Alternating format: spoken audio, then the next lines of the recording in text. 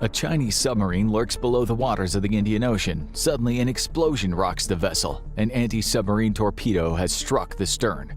Water begins rushing in as compartments are sealed. The Chinese crew blows the ballasts. They need to surface now, or the submarine will sink to the ocean floor, crushing all who are inside.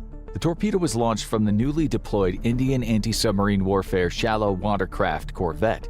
It's been tracking the Chinese intruder for several hours. The sub sends an emergency message for help back to China as it breaks the surface. The People's Navy deploys to the region. As it passes through the Malacca Strait, Indian destroyers, frigates, and aircraft carriers lie in wait at several choke points. The vessels unload their cannons, missiles, and torpedoes. The trapped Chinese ships are decimated. This hypothetical scenario may happen in the future, and it might be closer than you think. But thanks to one specific set of islands, India might have the advantage if China ever tries to expand its influence further into the Indian Ocean. The chain known as the Andaman and Nicobar Islands are in one of the most strategically significant locations in the world. This bit of land may hold the key to balancing the powers rising in South and East Asia. For decades, India has been slowly militarizing the island chain. But progress has been slow. That all might change in the coming years as China tries to expand its influence further south and west. India is feeling the pressure both economically and to their national security. The Andaman and Nicobar Islands are their best chance of securing the waters along India's coastline while monitoring the shipping routes that much of the traffic in the region uses. This includes Chinese vessels, which is why these Indian islands have Beijing very worried. It probably goes without saying that India and China don't have the best relationship. There are constant clashes between the troops along their borders in the Himalayas, as there's never been an agreement over exactly where India ends and Chinese-controlled Tibet begins. Conflict between the two nations is only exacerbated by both governments trying to boost their economies while becoming more influential on a global scale. It's these two nations who are fighting for supremacy in East and Southeast Asia as they grow in strength. However, in terms of global economic power, the waterways between China and India are key. Both countries have formidable armies and navies, but for China, it's imperative that they have access to the Indian Ocean for several reasons. The Andaman and Nicobar Islands could really put a damper on China's plans for the future. The key here is to remember that whoever controls the Malacca Strait controls the main waterway that ships use to move goods and supplies between the Indian Ocean and East Asia. This includes goods from Africa, the Middle East, and parts of Europe. Right now, India is in a position to be the dominant player in controlling the area thanks to the Andaman and Nicobar Islands. Let's look at the history, importance, and strategic significance of the islands. As we dive deeper into this region of the world, it'll become glaringly clear why China is so terrified that India is increasing the militarization of the Andaman and Nicobar chain. It's very possible that what India does in the coming year could directly impact China's ability to spread its influence in the region. In a worst-case scenario, these islands might be ground zero for an all-out conflict between India and China. The island chain itself is 22 nautical miles from Myanmar and only 90 miles from Indonesia. This allows India's navy and aircraft to have quick and easy access to not only the Bay of Bengal, but the 6-degree and 10-degree channels, through which around 60,000 vessels pass each year. The importance of this region cannot be overstated, as Chinese trading ships require access to these waters. Otherwise, a large part of their trade network would come screeching to a halt. To put it into perspective, China receives around 3/4 of all of its oil from trade routes running through the Indian Ocean. If they were to lose access to these shipping lanes, it would be devastating for their economy and infrastructure. If we go back in time, the Andaman and Nicobar Islands have always been a strategically important location. Chinese Buddhist monks of the 7th century, Arab travelers hundreds of years ago, and even Marco Polo visited the islands. This is because they serve as a vital stopping point while traveling through the waters connecting the Indian and Pacific Oceans. When the British colonized India, they turned the Andaman Islands into a penal colony. The use by the British pushed indigenous communities out and eventually led to the establishment of Port Blair, which now contains a naval base and airfield. When India gained its independence in 1947, the Andaman and Nicobar Islands were officially incorporated into their borders. Over the years, the islands have developed into a popular tourist destination for people in the region. However, it's not the growing tourism industry that China's worried about. It's the growing military presence that concerns them. Over the last couple of decades, China's been increasingly trying to expand its influence in the Indian Ocean. They've deployed expeditionary naval forces, conducted arms sales, and made strategic connections with other nations throughout the region. This obviously worried India, which then forced the government to seek out ways to bring Chinese expansion to a stop or at least slow it down. It quickly became apparent that the Andaman and Nicobar Islands could be the answer to India's problems. Its location allows for the monitoring of the different waterways in the region along with large areas of the mainland. China's used the guise of anti-piracy operations to send submarines and naval vessels into the waters off the coast of India. They've also established bases in places like Gwadar and Djibouti to increase their military presence in the Indian Ocean, but China's been expanding its naval operations closer to India's borders as well. For example, Chinese naval and survey vessels have been sighted in the Andaman Sea, the Bay of Bengal, and even in India's exclusive economic zone. It's clear that China is becoming more aggressive in its actions in the South China Sea, along with parts of South Asia. They constructed artificial islands where they deployed military personnel and assets, and this has been a huge cause of concern for nations like Taiwan. But there's also a real concern that the militarization of the South China Sea could cause irreparable harm to the freedom of navigation rules in the Indo-Pacific region. This open trade agreement is vital to maintaining peace and political stability in the area. India's been keeping a close eye on China's actions in the South China Sea and is planning for a future where China starts expanding into the Andaman Sea or the Bay of Bengal. China's already engaged in illegal and unregulated fishing practices in the areas, which is a resource vital to India and other countries in the region that border the ocean. For years, China's been pushing its luck to see how much it can get away with. India has become fed up and is starting to take more drastic actions by using the Andaman and Nicobar Islands to strengthen their position and keep China in check.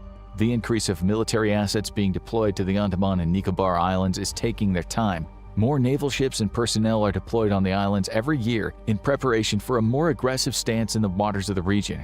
At Point Blair, the small military base is being reimagined as an intelligence hub where aircraft, ships, and communication airways can set up to gather more intel about China's military movements. This strategic listening post will provide India with the upper hand in the region, especially if they need to take naval action, which is obviously a cause of concern for China. As the Andaman and Nicobar Islands become more of a military asset to India, China's ability to push the boundaries of where their ships and aircraft can go without repercussions diminishes. In the future, the intelligence gathered by radar and listening posts on the islands could inform not just the Indian military, but other nations who might also have interests to protect in the region, such as Australia, Japan, and even the US. But with the ability to gather more intelligence, India also needs to be able to control what's happening in the area. One key aspect of this is promoting the island chain as an economic hub and port for trade ships. This is why India has plans to build a major port at Great Nicobar Island that's estimated to cost $1.5 billion. And for China, any country that poses a threat to its economic might is a country that they will look to punish. If India is successful in creating a major transshipment port on the Andaman and Nicobar Island chain, Chinese ships will likely need to utilize it to maintain certain trade agreements. Since India is already battling an economic war to secure jobs, resources, and manufacturing contracts with China, the leadership of the People's Republic is probably less than thrilled that they might have to use Indian-controlled ports in the future. If India can entice the international community to use their ports in the Andaman and Nicobar Islands, it could allow them to gain a substantial piece of the enormous amount of trade that's done with China. This will also allow India and the countries they're close to control supply chains, which might allow sanctions on China to be more easily enforced. The repercussions of this reality could be disastrous for the Chinese economy. China is likely extremely worried about how India's ports in the Andaman and Nicobar Islands will affect their ability to procure resources from Africa and Europe. But there's also another issue for China if the islands become a mainstream stop for vessels passing through the region. Southeast Asian nations such as Indonesia, Malaysia, and Singapore rely heavily on Chinese goods. However, if there's easier access to global markets, they might start trading with other parts of the world. No matter how China looks at it, if the Andaman and Nicobar Islands become economic and shipment hubs, their own trade network could be put into jeopardy. And if all of this wasn't enough, now the quadrilateral security dialogue between Australia, India, Japan, and the United States has resulted in military exercises being conducted near the islands. These exercises are identifying shortcomings in India's ability to successfully protect its waterways and allowing for future plans to defend and control all major channels running through the region to be more effective. However, a big problem is becoming increasingly clear to India as it tries to strengthen its position, and China is almost certainly aware of it. When comparing India's naval capability with China, there's a huge gap. China has the largest navy in the world, and we all know from the war in Ukraine, having more military vessels does not necessarily mean a nation will be able to win a war. However, numbers are definitely on China's side at the moment. According to estimates, China has around 730 naval vessels, while India has about 295. Both countries have 2 aircraft carriers, but India is vastly outnumbered in every other type of naval vessel. China has 50 destroyers, 43 frigates, 72 corvettes, and 78 submarines. India, on the other hand, has 11 destroyers, 12 frigates, 19 corvettes, and 18 submarines. You can see the massive disparity between the two forces, but, and this is a big but, the Andaman and Nicobar Islands could help negate the differences in numbers due to its strategic location. Even if a large Chinese fleet was able to traverse the Malacca Strait, India would still have several choke points around the islands that could be used to counteract the numbers of China's navy. If the Chinese navy was drawn too close to the islands, India could launch missiles, rockets, and artillery from the shoreline to cause massive damage. On top of this, if China becomes too aggressive, the joint missions being conducted as a result of the quadrilateral security dialogue means that India will likely receive some help from one or all of the nations that they conduct exercises with. In recent years, China's been using one of their favorite tactics to try to gain the upper hand in the waters around India. Misdirection and straight-up lies are employed to draw attention away from what they're really doing. When India started deploying more ships and military personnel to the Andaman and Nicobar Islands, China deployed submarines to the area.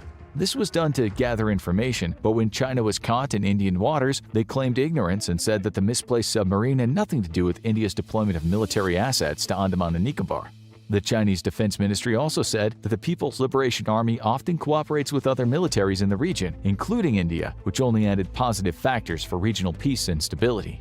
What China was really doing was responding to India's naval deployment in the Andaman Sea. And when they got caught, Chinese leadership made up some BS to try and distract from the fact that they were in India's territory. This has happened time and time again, such as in the waters around Taiwan, the Himalayan border with India, and anywhere else China has a military presence. These operations are called gray zone tactics, in which China uses disruptive measures and aggression that doesn't result in war, but is not appropriate during peacetime either. Naval incursions into Indian territory, the setting up of naval bases in the Indian Ocean, and conflicts along the Himalayan border are all gray zone initiatives that China's using to weaken or threaten India. To counteract China's constant encroachments and desire to expand its influence into the Indian Ocean, a new set of airstrips is being built into the northern and southern islands of Andaman and Nicobar. Indian defense officials say that these airfields will serve two purposes. The first is to extend their ability to conduct long-range aerial surveillance. In this aspect, India's plan is to gather as much intel as possible to keep China in check and allow for a fast deployment if things begin to escalate. One example of this is the procurement and increased use of the Boeing P-8I, which has been flown out of Port Blair to conduct anti-submarine surveillance in the surrounding waters. This not only acts as a deterrent, but if it comes down to it, the P-8I could destroy an enemy vessel if needed. This transitions us into the second reason why runways are being built and extended on the Andaman and Nicobar Islands. These new extended airfields are being built for national defense as well. Like the naval presence around the Andaman and Nicobar Islands, having aircraft will greatly strengthen India's strategic capabilities in the surrounding area. India currently has hundreds of Soviet-era fighters that can still be deadly if used properly. These aircraft include the Sukhoi Su-30 and the MiG-21s. However, it's the much more modern HAL Tejas, designed and constructed by Hindustan Aeronautics Limited, that could pose a real threat to Chinese forces operating in the region. Having the ability to mount a naval and aerial defense will be vital to the future if India needs to protect the entrance to the Andaman Sea, Bay of Bengal, or waters of the Indian Ocean. Most of the naval vessels currently stationed at the Andaman and Nicobar Islands are patrol boats and frontline warships. India is not trying to create a conflict, but it knows that the nation needs to be ready if China does become more aggressive. The more intel they have on what's going on in the waters they control, the better their forces will be able to react to hostilities. And although there are no current plans to build submarine bases on the islands, this might change in the future. India's Prime Minister Narendra Modi has implemented aggressive plans to update and improve India's infrastructure while earmarking around $750 million to also improve the capabilities of the Andaman and Nicobar Command, the only tri-service theater command in the Indian Armed Forces. What all this means is that India is taking the Chinese threat very seriously. They are actively dedicating money and resources to plans to disrupt Chinese expansion into the Indian Ocean. The stronger Indian forces become on and around the Andaman and Nicobar Islands, the more difficult it'll be for China to gain control of the waters of South Asia. China wants to become the sole dominant power in the region, and right now India is one of the main obstacles standing in their way. But things aren't going perfectly for India either. The Andaman and Nicobar Islands may be one of the most important island chains in the region, but maintaining infrastructure there can be incredibly difficult for a variety of reasons. One challenge the Indian government has faced has come from environmentalists who want to protect the islands from development. For several years, the military wanted to construct a radar station on Narcondam Island. It's here that the endangered species of bird called the Narcondam Island hornbill lives. For years, the environmentalists successfully pleaded their case and ensured the hornbill's habitat was protected. However, when Prime Minister Modi was elected, he dismissed the concerns and ordered the radar station built anyway. A similar scenario unfolded on the Coco Islands, where even though environmentalists advocated for the protection of the island's habitat, new radar stations were built anyway to allow India to keep an eye on Chinese military bases in Myanmar. Of the 572 islands in the Andaman and Nicobar chain, only 37 are inhabited. This has led to many of the uninhabited islands being used for narcotics smuggling and unsanctioned stopping points for foreign boats. The hundreds of uninhabited islands could pose a threat to the military assets that India set up in the region and the nation's security. This has become such a major concern for military strategists that they've suggested the government encourage people to relocate to the uninhabited islands to help track vessels and deter illegal activity. And even though the Andaman and Nicobar Islands are extremely important, the Indian government has dragged its feet in terms of infrastructure development. It's reported that an undersea cable link between the mainland and the islands has remained unfinished for years, and that internet connectivity, even at the naval base at Port Blair, is spotty at best. The islands also experience intense weather annually, with cyclones sweeping across the region. These storms have caused damage to roads, bridges, and airfields, many of which are never repaired. Heavy rains for 6 months out of the year stall construction projects, and the distance between the islands and the mainland means it's expensive to ship the materials needed to build and repair infrastructure. And the military is certainly not immune to these problems. Even though India is rapidly trying to ramp up the number of ships, aircraft, and soldiers on the islands, there are a lot of barriers standing in the way. China's most likely been keeping a close eye on the situation in the Andaman and Nicobar Islands, and knowing just how vital the location is, the struggle to militarize the islands has given China hope. It's very likely that China does not want to go to war with India. No matter who won, an all-out war between the two nations would be catastrophic. Therefore, China is happy to continue using gray zone tactics and its economic and naval power to extend its influence in the region. Even though there's still a long way to go for India to properly fortify their position in the region, eventually the Andaman and Nicobar Islands will play a significant role in controlling the shipping lanes and waterways between the South China Sea and the Andaman Sea.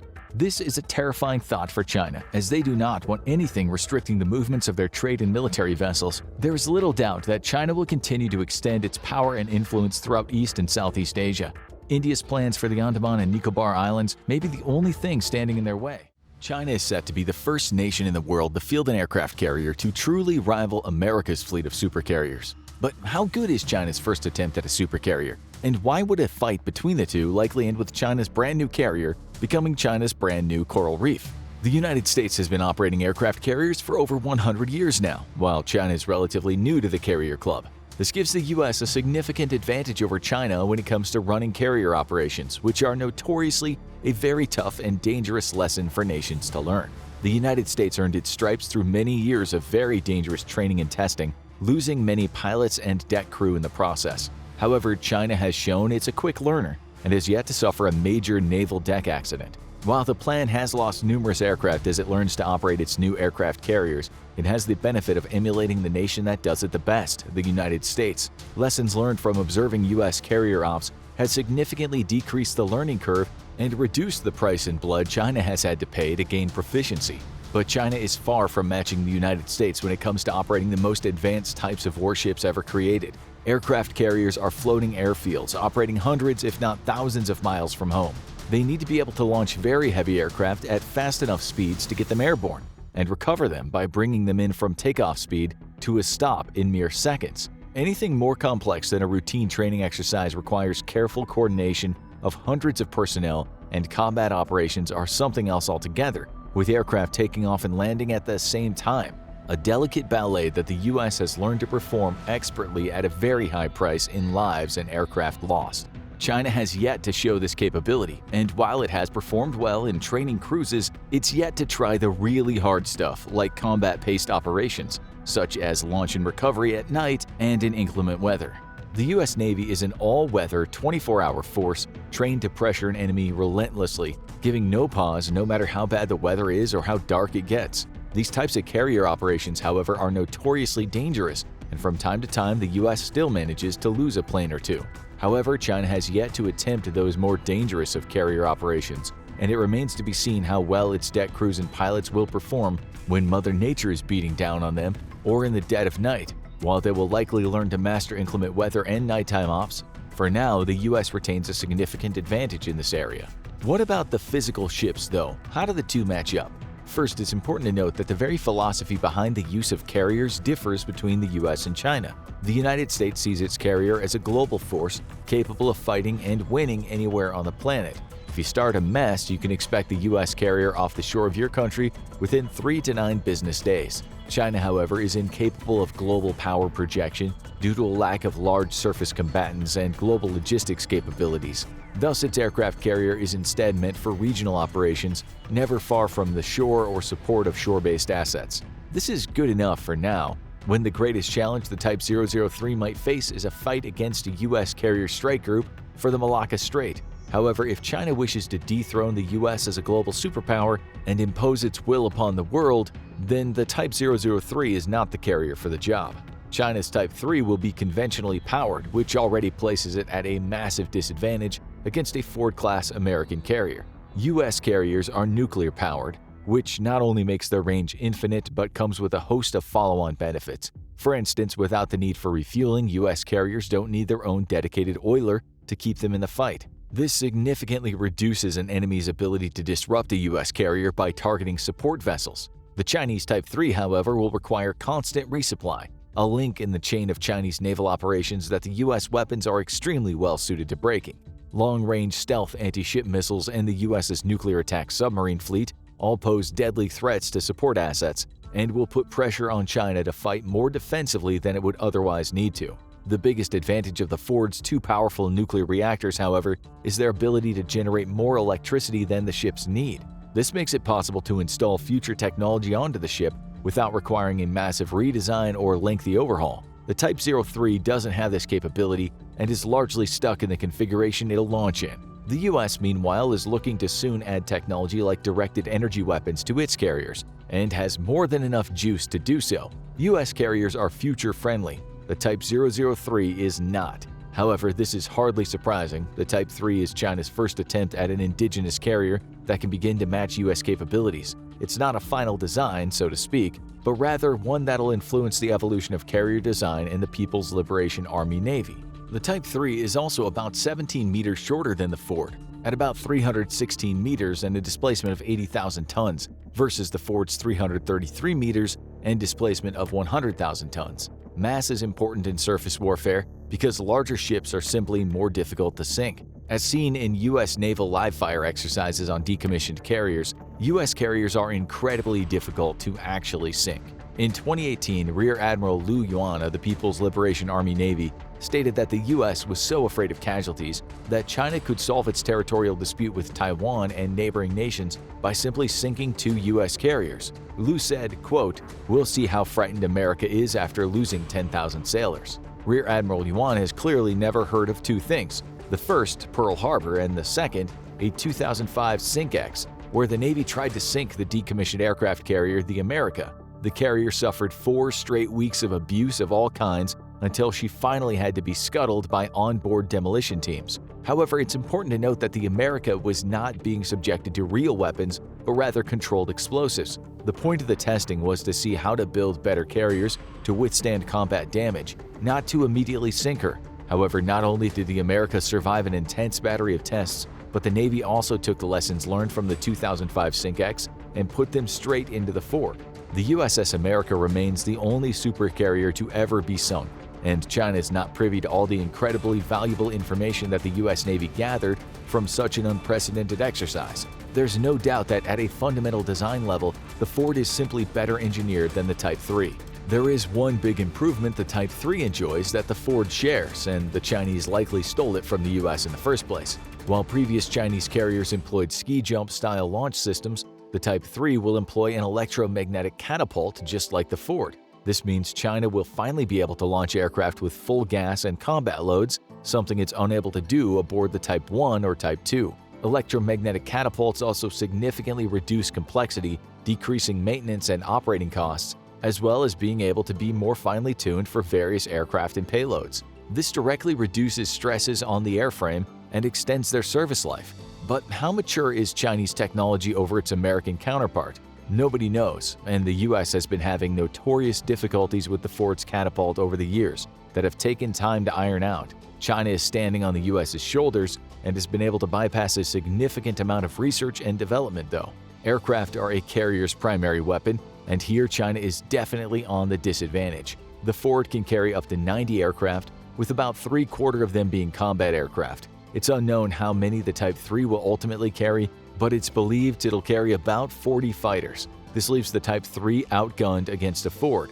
But the types of fighters also matter, and once more China is on the disadvantage in this area too. In March of 2023, the USS Gerald R. Ford deployed with its full air wing for the first time, Carrier Air Wing 8. Currently, the Navy plans to operate its Ford-class carriers with a mixed complement of battle-tested F-18s and new F-35Cs. By working together, the F-35s will be able to dramatically increase the survivability and lethality of their non-stealthy counterparts, as the F-35 can act as a miniature airborne control platform, guiding weapons fired by non-stealth aircraft safely out of reach of the enemy to their targets. However, the Navy is well on track to fully operate F-35Cs from its aircraft carriers as production continues to ramp up.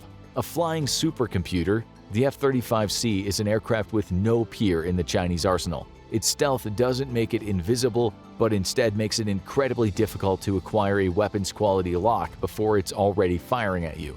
This advantage alone makes it a lethal threat to Chinese air forces, but with its Block 4 upgrades, which will supercharge this already powerful fighter with a host of new electronic warfare capabilities, the F-35s will receive a capability no other fighter in the world can match: the ability to escort itself through skies filled with dense enemy radar networks. The upgraded AIM-260 air-to-air missile will not just neutralize China's only real current advantage, but overmatch it, with a range of at least 120 miles. The US Navy will finally outrange the Chinese PL-15, which is estimated to have a range of about 100 miles. The F-35 will also carry the Advanced Anti-Radiation Guided Missile Extended Range, a weapon specifically designed to take on China's anti-access area denial defense systems. Successfully tested against a moving target on December 8, 2022, the AAR-GMER can engage enemy radar systems from outside of their threat envelope, keeping its host aircraft safe. Even if the enemy turns off its radar, the AAR-GMER can use advanced digital modeling to locate its likely target and leverage onboard sensors to correctly identify a powered-down radar and destroy it.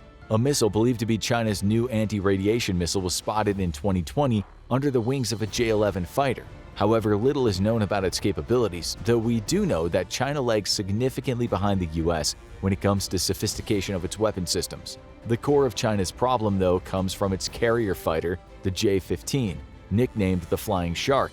It's better known as the Flopping Fish in Chinese military media. The jet was based on a prototype Su-33 purchased from Ukraine, which the Chinese reverse-engineered, much to the chagrin of the Russians, who've watched China buy sample sizes of Russian tech only to reverse-engineer them and make their own versions. In effect, China made the Wish version of a Russian carrier fighter with predictable results. The J-15 suffers from a common problem that all Chinese jets face: bad engines. The Chinese utilize WS-10 engines built by Shenyang Liming Aircraft Engine Company, themselves copies of Russian Salyut Lyutka AL-31FN engines. However, developing aircraft engines is an incredibly complicated endeavor, and the Chinese have not shown that they're quite up to par. As such, the WS-10 significantly limits the operational range and payload capacity of China's air fleets. Recently, a J-20 was shown in flight with testing models of the WS-15, an indigenous design meant to overcome significant shortcomings of the WS-10. On paper, the WS-15 seems set to deliver the kind of performance that the J-15 desperately needs if it's going to go toe-to-toe with American fighters. However, as China remains one of the most opaque nations in the world on military matters, it's unknown just how capable the WS-15 engine truly is. What is known is that Chinese engines are notoriously unreliable. One American pilot remarked at the surprise of Chinese pilots when he told them how he had performed a circumnavigation of the Earth with his F-16 without significant engine maintenance. While the lifespan of U.S. engines is measured in thousands of flight hours, Chinese engines are measured in the hundreds. The J-15 is also one of the chunkiest carrier fighters in the world. Weighing in at 35,000 pounds, versus the F-18 at 32,000 pounds. This is a significant problem when the plane is still stuck with inferior engines. With an estimated 60 J-15s in service, China also has a critical lack of combat-ready carrier planes to replace inevitable losses. The U.S. Navy currently has about 30 F-35Cs and 273 on order, with 512 F-18s ready to roll. When it comes to numbers, the U.S. is better suited to replace combat losses with better aircraft than China. But China is making strides toward developing the FC-31, a fifth-gen carrier-based fighter which has been spotted in flight testing. The U.S. has stated that once operational, the FC-31 will be a significant threat to fourth-generation U.S. aircraft, but it's unknown how it'll fare against U.S. F-35s. It's also unknown when exactly the FC-31 will enter production or how many the Chinese will acquire. What is known is that China is lagging significantly behind the U.S., with the American Navy already designing a sixth-generation carrier fighter. The Air Force version of a sixth-gen fighter, known as NGAD, has already been confirmed to be in flight, so by the time China fields the FC-31, it might find the brief parity it enjoyed quickly overshadowed by more capable U.S. aircraft. Ultimately, it's unknown which carrier would beat which in a one-on-one match, though overwhelmingly the signs point to a U.S. victory. With far more experience than China and more mature and better technology in most areas, the U.S. is simply the more competent combatant in this scenario. However, this is not a reason to diminish the threat that Chinese carriers can and will pose to U.S. forces, as China has proven it's a very quick learner.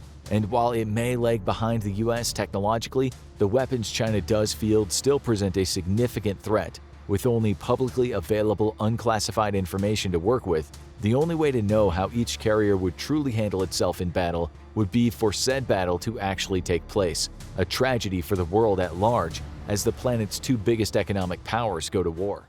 If you listen to the media, the world is currently in a pitched battle for control between rival superpowers, the United States and China. Is the United States on the decline? Is it truly going to be a Chinese century as China reaches the same level as the United States and potentially surpasses it? The tale of the tape is very different, and surprisingly, China may not be a superpower at all. In some ways, China and the United States do match up pretty competitively. China has a much larger population than the US, almost 4 times as many people. They control a similar amount of land, allowing both to dominate their continent. Both have significant holdings abroad in financial investments, but the US has a global military while China has only one major foreign military outpost in Djibouti. In terms of military strength, China is the only country that is seen as a near peer to the United States. They both have modern intercontinental ballistic missiles and nuclear weapons. While America has a much larger nuclear arsenal than China, China still retains the ability to strike the US homeland, and unlike Russia's massive Cold War-era arsenal, these missiles are modern and known to be working. But the definition of a superpower is a specific thing, and China is not there yet. The term superpower was first created in 1944 during the Second World War, and it referred to a state that was dominant and powerful enough to exert influence and project power across the world. When it was first coined, it referred to 3 countries with massive empires or puppet states around the world: the United States, the United Kingdom, and the Soviet Union.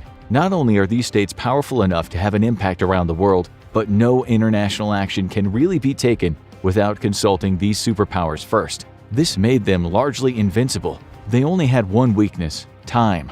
This trio of superpowers wouldn't stay that way for long. The United Kingdom saw its mighty empire, which spanned the world at its peak, collapse in the decades after World War II. While the UK is still a powerful nuclear-armed nation, it doesn't have nearly as much power on the world stage as it used to. For a while, the US and the USSR were about as close to global equals as you could get, until the USSR saw its communist government fall, and many of the countries it had conquered split off from its sphere of influence. Its current leader, Vladimir Putin, has no problem acting like Russia is still a superpower, but he learned a harsh lesson when his invasion of Ukraine ground to a halt while the rest of the world threw their money and support toward Ukraine. Russia's also found itself under sanctions and cut off from much of the global economy, showing that today's Russia is nowhere near as influential as the USSR.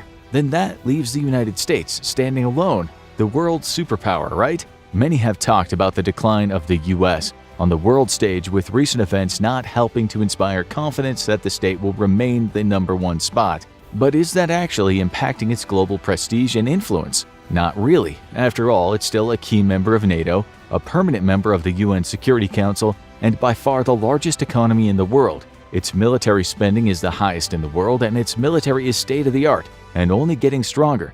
If anything, the fear over the US's seemingly instability might be because people see it as an indispensable global cop.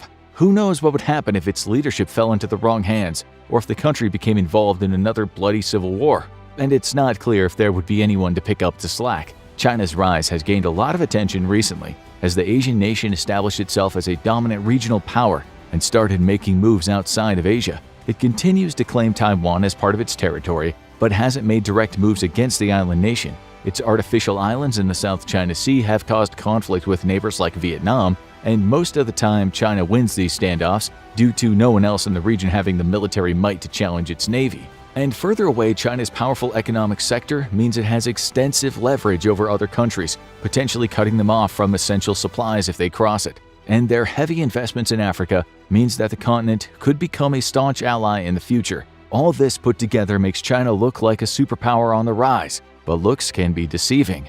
During the early part of the 21st century, China's rise was the talk of the world, and they certainly acted like they were expanding fast. But since then, a lot of factors have converged to stop the country's rise in its tracks. The first and potentially biggest is a growing population time bomb. While China is still currently the largest country in the world by population, it's expected to lose that title as early as 2023 to India, largely due to China's very low birth rate. This is partially due to China's extended one-child policy, which lasted for decades and led to many couples having only one boy. That left China with a massive gender gap, and many young Chinese men were left without wives, nicknamed bare branches by the media. While the policy has since been rescinded, old habits die hard, and it's rare to see a Chinese family having many kids. As the population ages, that could cause long-term problems. It's not the only ticking time bomb for China's future. China's rise has largely been caused by its economic expansion, something that's become possible when the Chinese Communist Party ended its strict allegiance to Marxism and shifted to a state-run capitalist economy. The country's managed to pick up a lot of the world's manufacturing, particularly of technology, and that's given it a lot of sway. But people are becoming increasingly hesitant to invest in China due to how their products are made, often by prisoners with little to no safety protections. As the internet made it easier for news to spread around the world in an instant, it became harder and harder for China to keep its secrets, and that means China could see its ace in the hole become a pair of twos. Many companies have moved their manufacturing efforts to other countries, with India, South Korea, Vietnam, and Taiwan all becoming major hubs in recent decades. This is particularly the case for Taiwan, which now controls the majority of the world's semiconductor production, and those little devices are the key to making just about every modern computerized device run. This may be a big part of the reason China is interested in conquering Taiwan, but unless it pulls it off in a hurry, odds are the rest of the world will rush to defend Taiwan. Which leads to the other big question: could China actually win such a war? China makes a big show of its military strength, frequently conducting war games off Taiwan and placing its ships in neutral waters. But it primarily projects military strength right now in one way: intimidation. Its ships are modern and powerful, but China's huge military hasn't been fully tested in combat in decades. As one of only a few nuclear powers in Asia, and the one with the largest arsenal, it is the biggest bully in the local playground. But is it the biggest bully in town?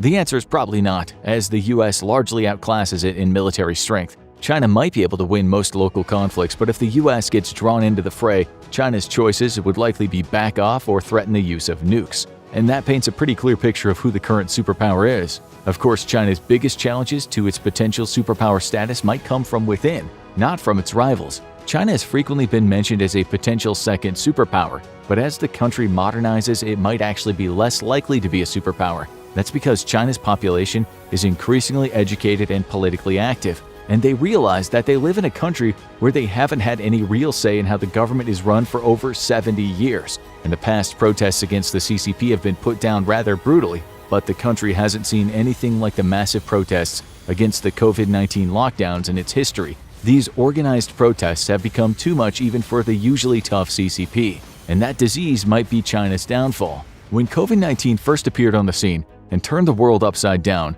China acted fast, locking down its cities where the virus appeared and keeping them locked down until cases died down. But while in many countries a lockdown just meant restaurants were closed and there were lines outside of every grocery store, in China they locked down and meant it. It was illegal to leave your home in many places, with lockdowns extending for weeks and even months. The initial lockdowns were deemed a success, And when the virus returned, so did the lockdowns. Even 2.5 years into the pandemic, major cities were being locked down under the same stringent rules as 2020, and the people had enough.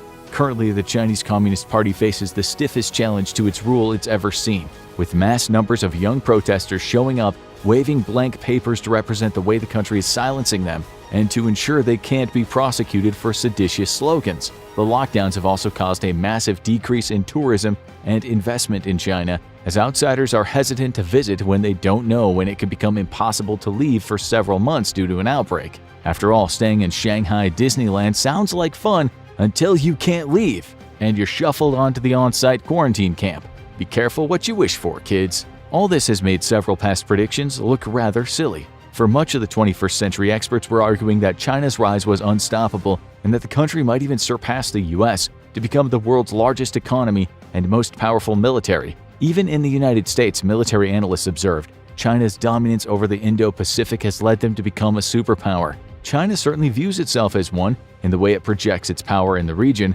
but its only influence outside of its own sphere is only created through economic deals, and if those slow down, China will find itself confined to being a regional power in an area with a lot of fast-rising rivals. Is the high ride really over for China? As far back as 10 years ago, some analysts were saying they believed China would never become a superpower. They pointed to a lot of factors, including China's aging population and increasing dissatisfaction with their government, and they identified one other major problem. China's fast industrialization has left it one of the most polluted countries in the world, with several major cities having hazardous air quality. That could impact the quality of life for its residents as they get older, and combined with a low birth rate, could mean China would see a massive decrease in its working-age population within a few decades. Another factor is China's dependence on the global economy. While China has a strong economy based on manufacturing, it needs customers to keep that going, and countries are increasingly hesitant to do business in China.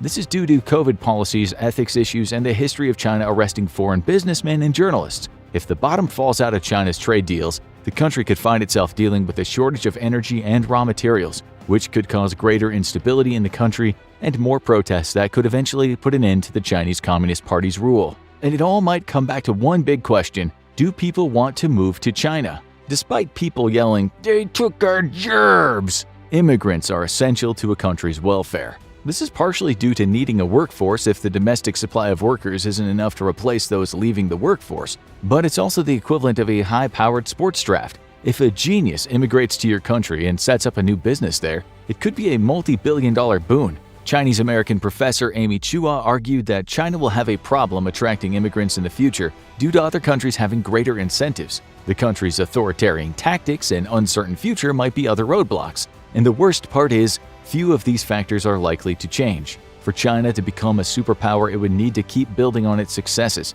but the opposite is actually likely to happen. All of China's major problems are like a ball rolling downhill. The population bomb they're facing is a demographic issue that'll take a long time to reverse, if it's even possible to do it. While China's actively trying to boost birth rates now, they're not seeing much success. The same goes for China's problem with attracting talent from outside its borders. Barring a complete overhaul in the government's approach to public affairs, it's likely that immigrants and corporations will be hesitant to invest in the country.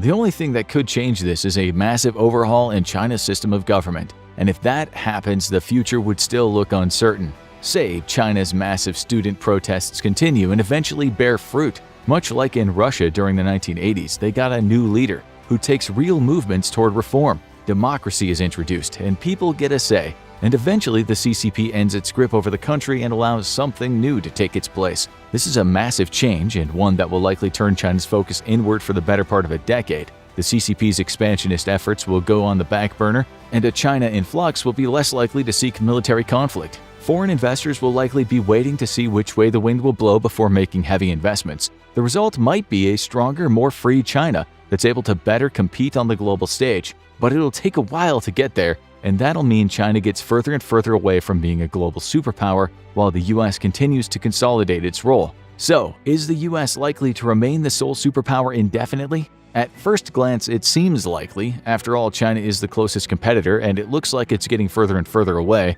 Russia is increasingly isolated and looking like a cornered animal. The fastest growing country in the world, India, might be a contender, but with its focus still internal, and it has a serious border conflict with its nuclear neighbor Pakistan.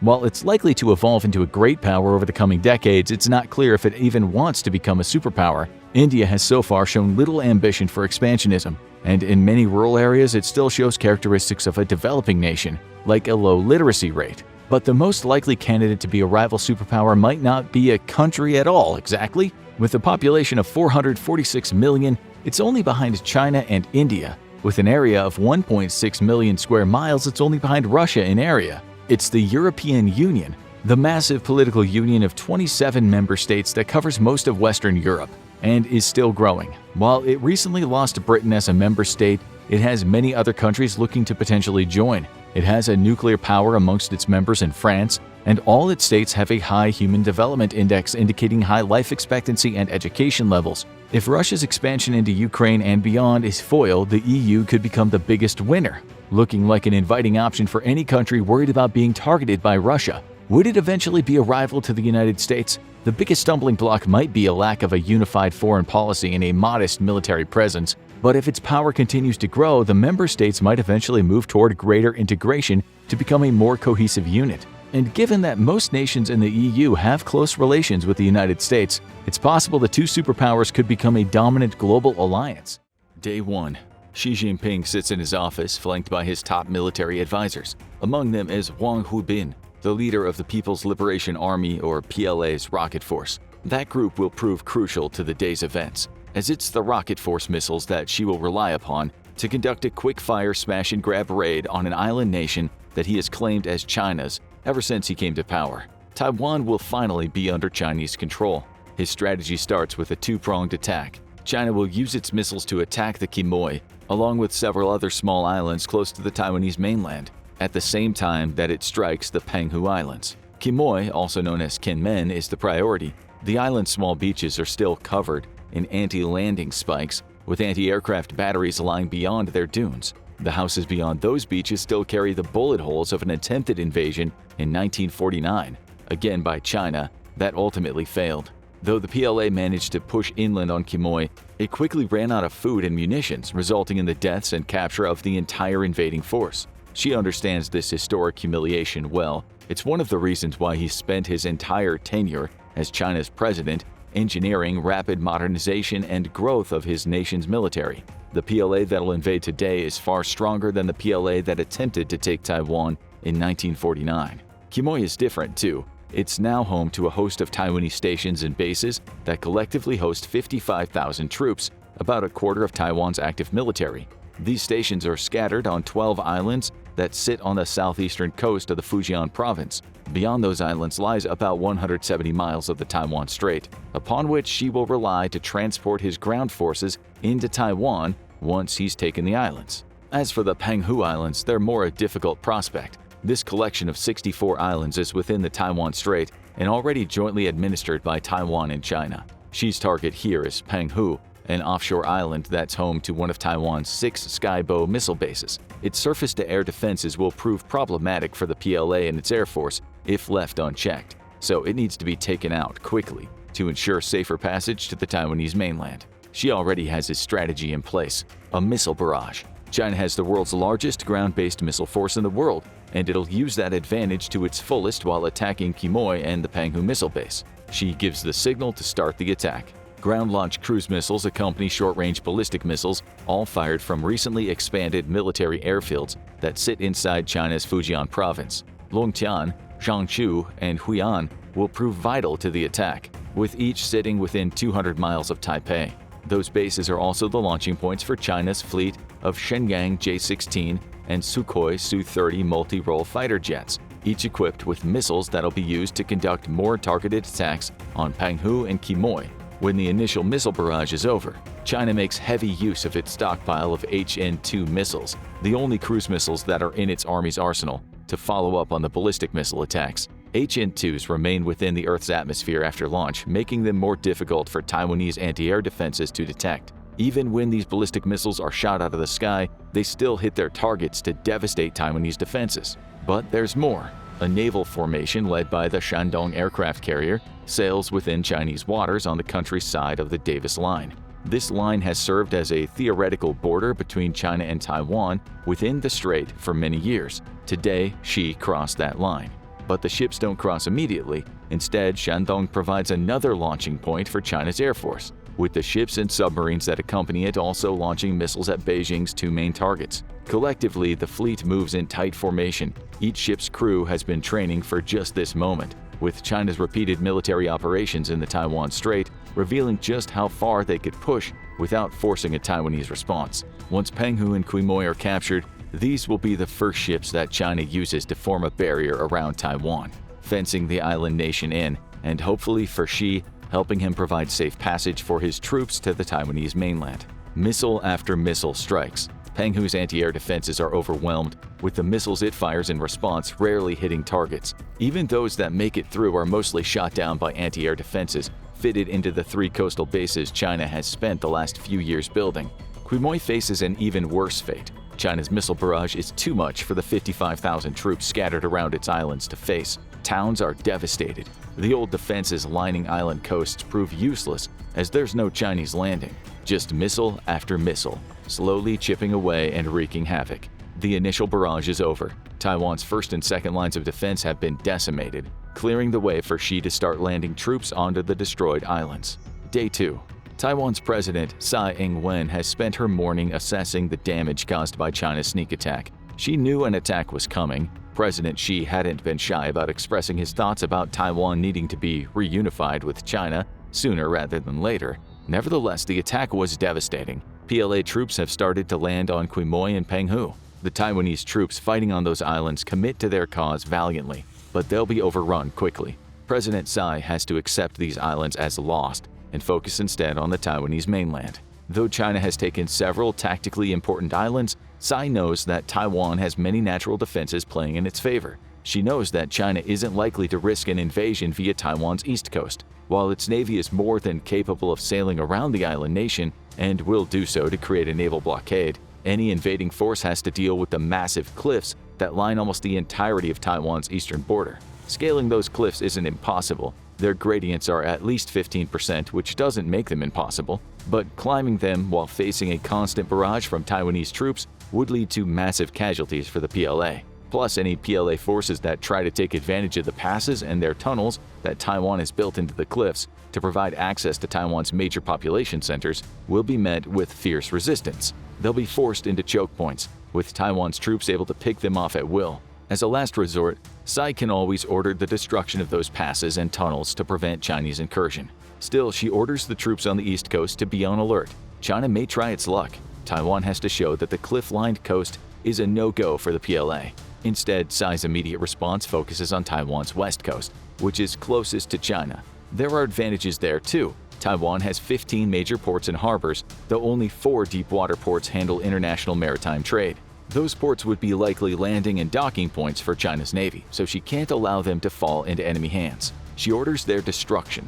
The ports can always be rebuilt, and China's naval blockade will prevent Taiwan's partners from ferrying goods onto the island anyway. She makes this choice because she knows that destroying the ports will make it much harder for the Chinese troops to land, affording Taiwan more time to prepare its internal defenses. Still, China can and likely will land via the beaches that line Taiwan's west coast. There's little that Tsai can do about that beyond ensuring those beaches are heavily fortified. And again, she can take advantage of Taiwan's geography. In many cases, the waters that lead into those beaches are shallow, often being less than 50 feet deep, meaning China can't deliver troops using large ships. Instead, they'll have to take an approach akin to the D-Day landings of the Second World War. Troops can be transported en masse up to a point, but then must be ferried onto the beaches in smaller vessels. All the while, Taiwan can bombard China's vessels with long-range missiles and air attacks, not only slowing down China's invasion, but hopefully destroying boats that contain stockpiles of food and ammunition that would keep any invading ground forces running once they reach Taiwan.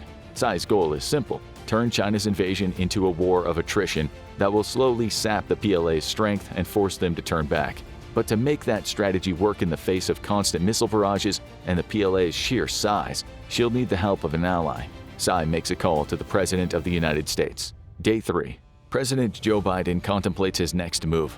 The United States has long been an ally of Taiwan. He strengthened that relationship further in August 2023 when he approved $80 million in foreign military financing paid for by the American taxpayer to go straight to Taiwan as part of the Taiwan Relations Act. China wasn't happy about that move. Its foreign ministry said as much, comparing the grant to an arms sale that harmed China's sovereignty and security interests, while undermining the peace throughout the Taiwan Strait.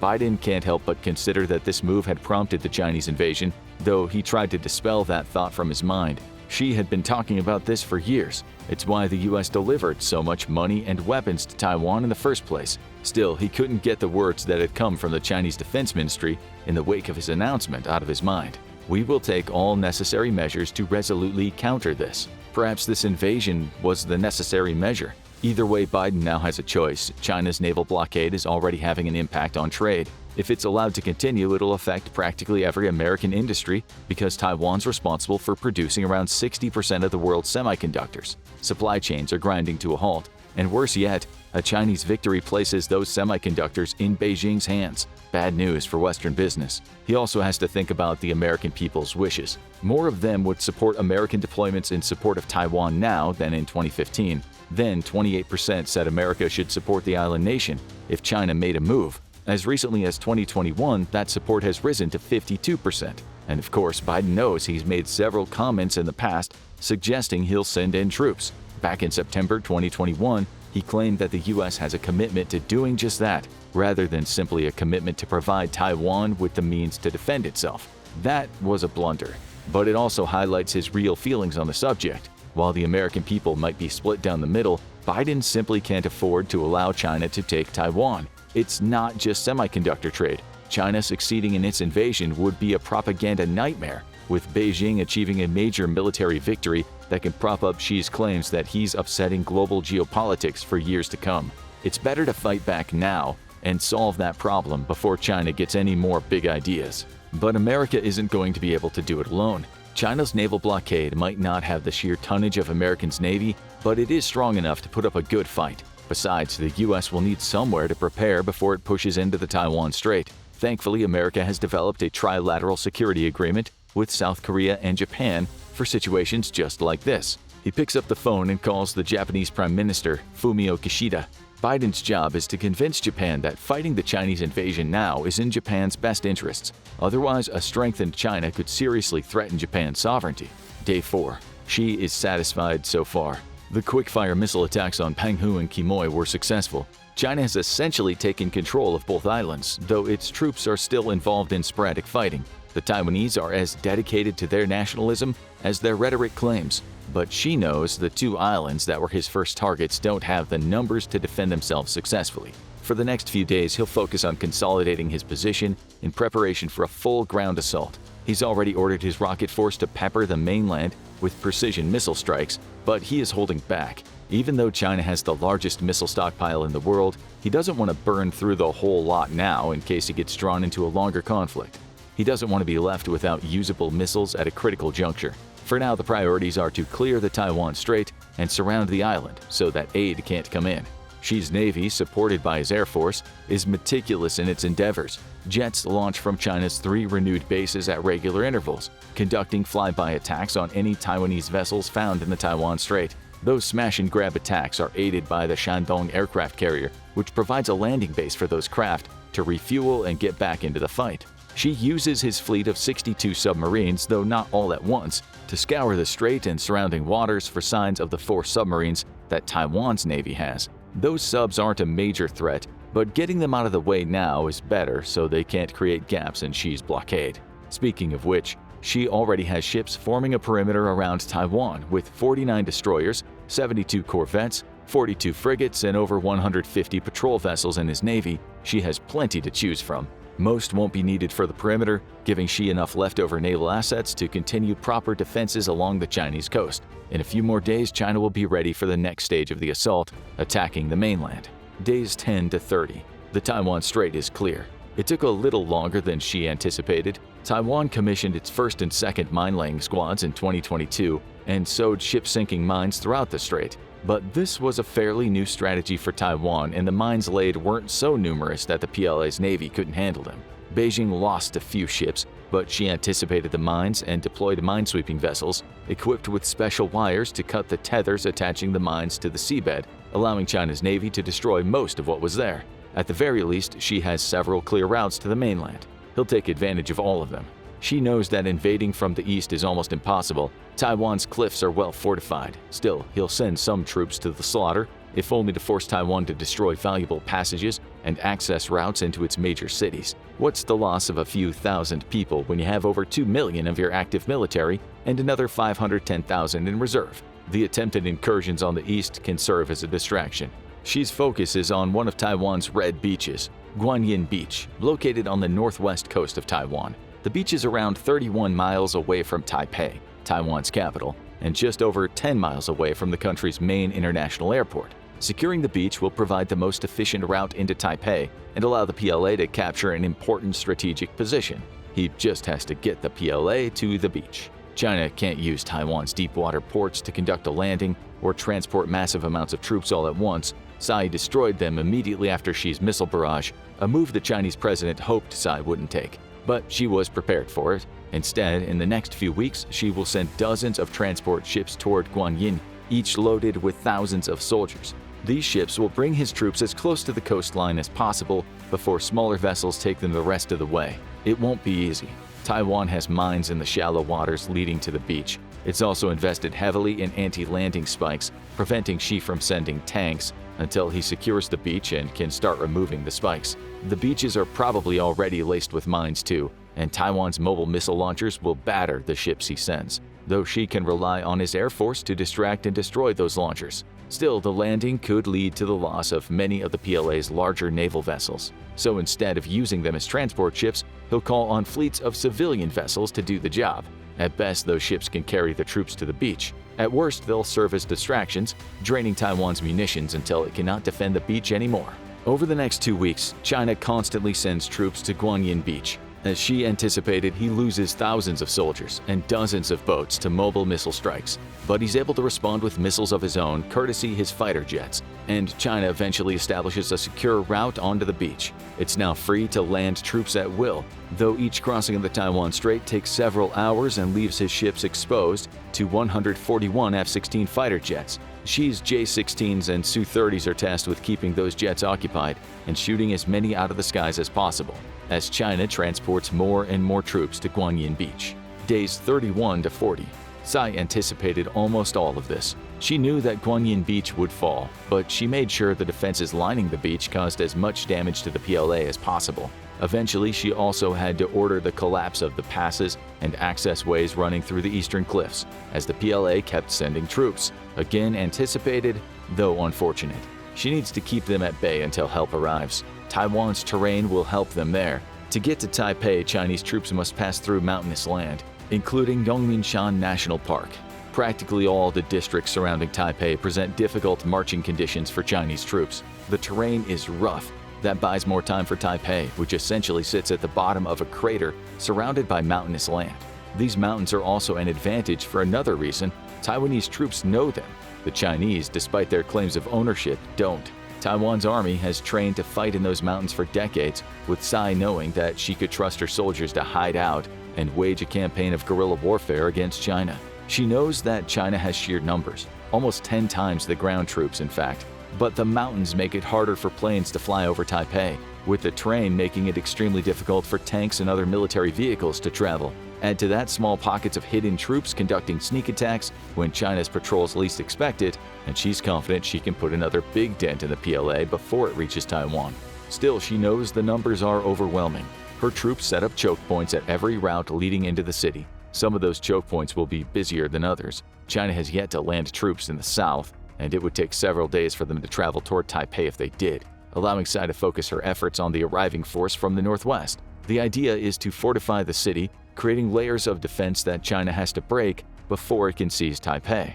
Along the way, Tsai might have to destroy tunnels and highways leading to the city, cutting Chinese troops off from one another and forcing them to engage in small street-level skirmishes. Same goes for Taipei's port, which runs along the Tamsui River. Destroying that while blockading the river itself prevents China's navy from encroaching. It's all about buying time. Days 45 to 59.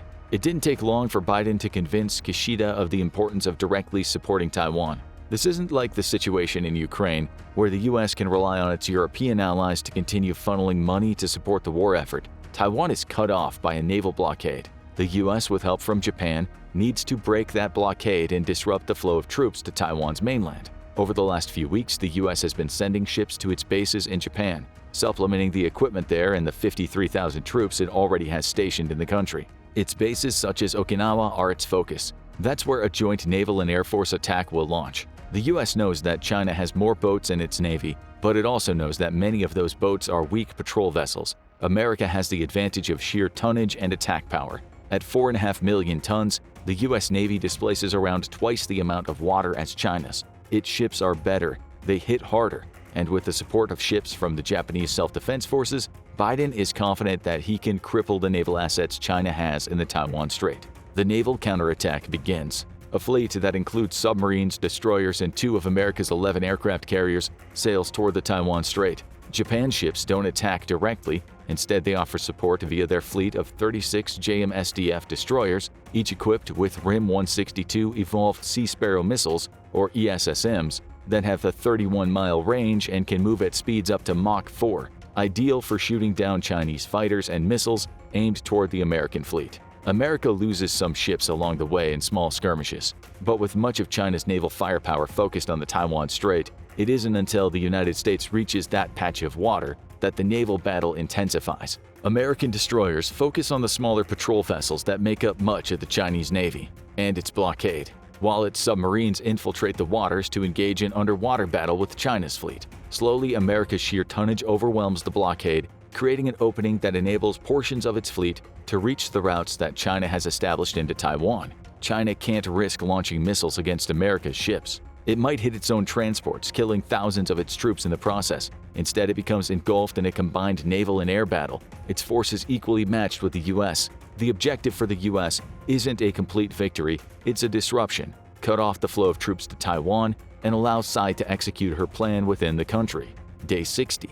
Tsai knows the American Navy is in play. Reports from scouts observing Guanyin Beach have told her that the flow of troops into the mainland is faltering massively. That is great news for Tsai. China's missile barrages have slowed down as well, likely due to the combined issues of lower supply and those missiles now being dedicated to attacking the US Navy. With a little more time, China may be unable to deliver more troops to the Taiwanese mainland. That'll leave those who have landed, numbering in the tens of thousands, to fight against the nearly 150,000-strong defensive force. Again, Tsai has prepared for this. Her guerrilla fighters in the mountains have done their jobs, picking away at Chinese troops as they advance. Access into Taipei became a choke point, and though the Chinese eventually broke through, they lost thousands of soldiers doing so. Now the next part of the strategy, urban warfare.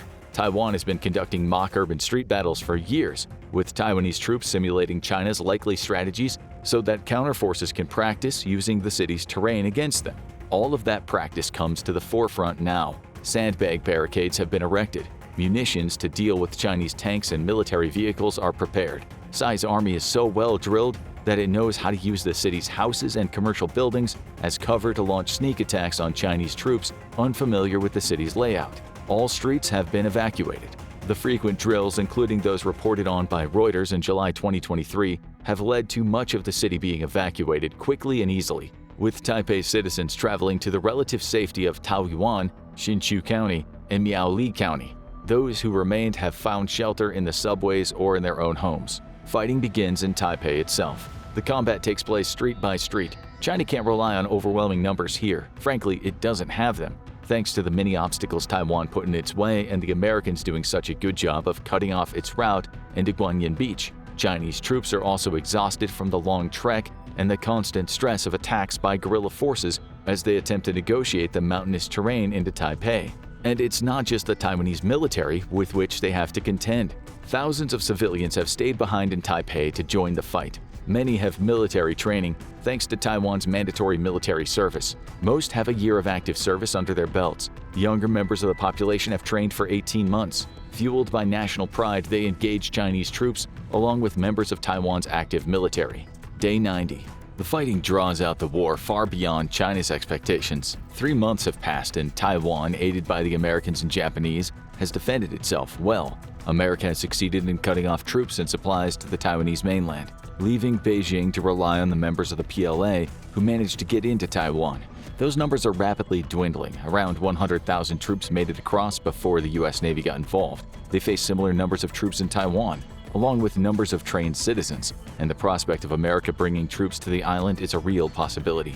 Xi places his head in his hands. His invasion has failed. He underestimated the will of the Taiwanese people and didn't account for the U.S. sending such a strong counterforce. He doesn't even have the nuclear option at his disposal. He wants to control Taiwan, not destroy it. Faced with no other option, Xi is forced to call a ceasefire and withdraw his troops. He retreats to lick his wounds, but he can take solace in the fact that he's weakened Taiwan, as well as depleted American resources, and now he knows what mistakes to avoid if he wants to make a future invasion successful. Is China getting too fat for World War III? Until all war is fought by swarms of AI drones Zerg rushing each other, soldiers will still be one of the cornerstones of military supremacy. And as tensions rise along the Taiwan Strait and diplomacy gets frosty between China and the US of A, you might wonder whose soldiers would come out on top. Despite China's modernization efforts and what the CCP bot farms on Facebook might tell you, the US statistically takes the dub on all the vital metrics. But why? How has the country that gave us gunpowder and the art of war let its troops get so soft? That's what we're here to find out. From little emperors to the peace disease, here are all the strange and surprising reasons why your average PLA soldier is about as effective as the ones made of terracotta in the Lintong district. Our primary focus here won't be weapons and loadouts, where the US and Chinese soldiers are basically on par. As James Holmes of the Naval War College once said, the finest weapon is no better than its user. As you'll soon discover, one of the biggest problems facing the PLA today is that some of its finest weapons don't even have enough qualified users to operate them. That brings us to the first of the two prongs of Chinese troops' inferiority to their US counterparts. They're currently trying to organize their way out of a total recruitment meltdown.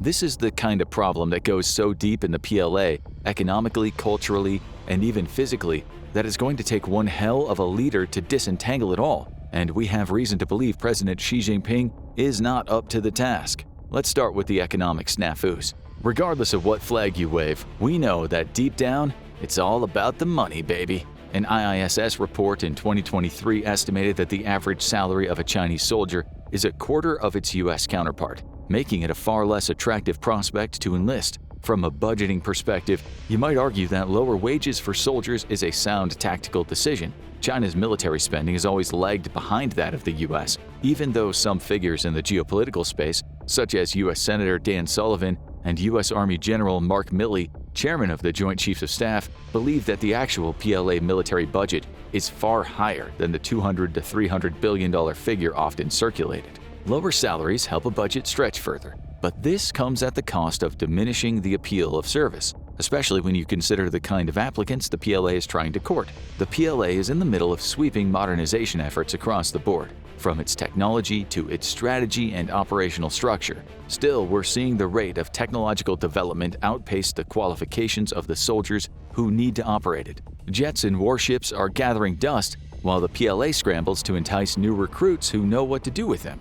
The official PLA newspaper succinctly describes this phenomenon as equipment awaiting talent. And how do you entice talent with starvation wages? In the PLA's defense, efforts are ongoing to improve the dire salary situation. Major General Tang Yongsheng of the PLA's National Defense University said of the shortcomings in the PLA recruitment drives, "We need to do a lot more work, including changes to the recruitment system and making sure that people can develop after serving. Salaries can't be too low either." In response, the PLA recently raised the salary for college graduates enlisting as troops to 12,000 yuan, around $1,640, and a more impressive 72,800 yuan for NCOs. Given that the average income for university graduates in China is around 70,000 yuan, this is finally looking like a competitive price. Unless you work in tech, even more so if that tech is AI. Tech graduates generally earn double the average salary of other college graduates in China, and those specializing in AI are looking at quadruple.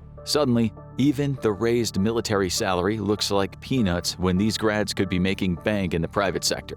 This is a big problem for the PLA because these are the exact kinds of graduates they hope to poach. Military modernization puts a premium on soldiers with a background in STEM, but for most grads, that would mean not only taking a major pay cut, but losing freedoms as well. This probably should not be news to you, but the CCP's leadership style veers autocratic. and this trickles down to the PLA even more so than in civilian life. Soldiers are given heavy restrictions on both domestic and international travel, with particular issues arising around trips to Hong Kong. And if you're a Chinese soldier who feels like taking a vacation abroad when you're not on active duty, forget about it. Your family can go, but you must keep your feet planted firmly on Chinese soil, or a PLA and AF-owned warship. Even with higher salaries, if you can't go on vacation, service is starting to look more like a punishment than a noble call of duty. But hey, at least when you're at home, you can chill out with your family, maybe watch some movies, or surf the net. Haha, nope.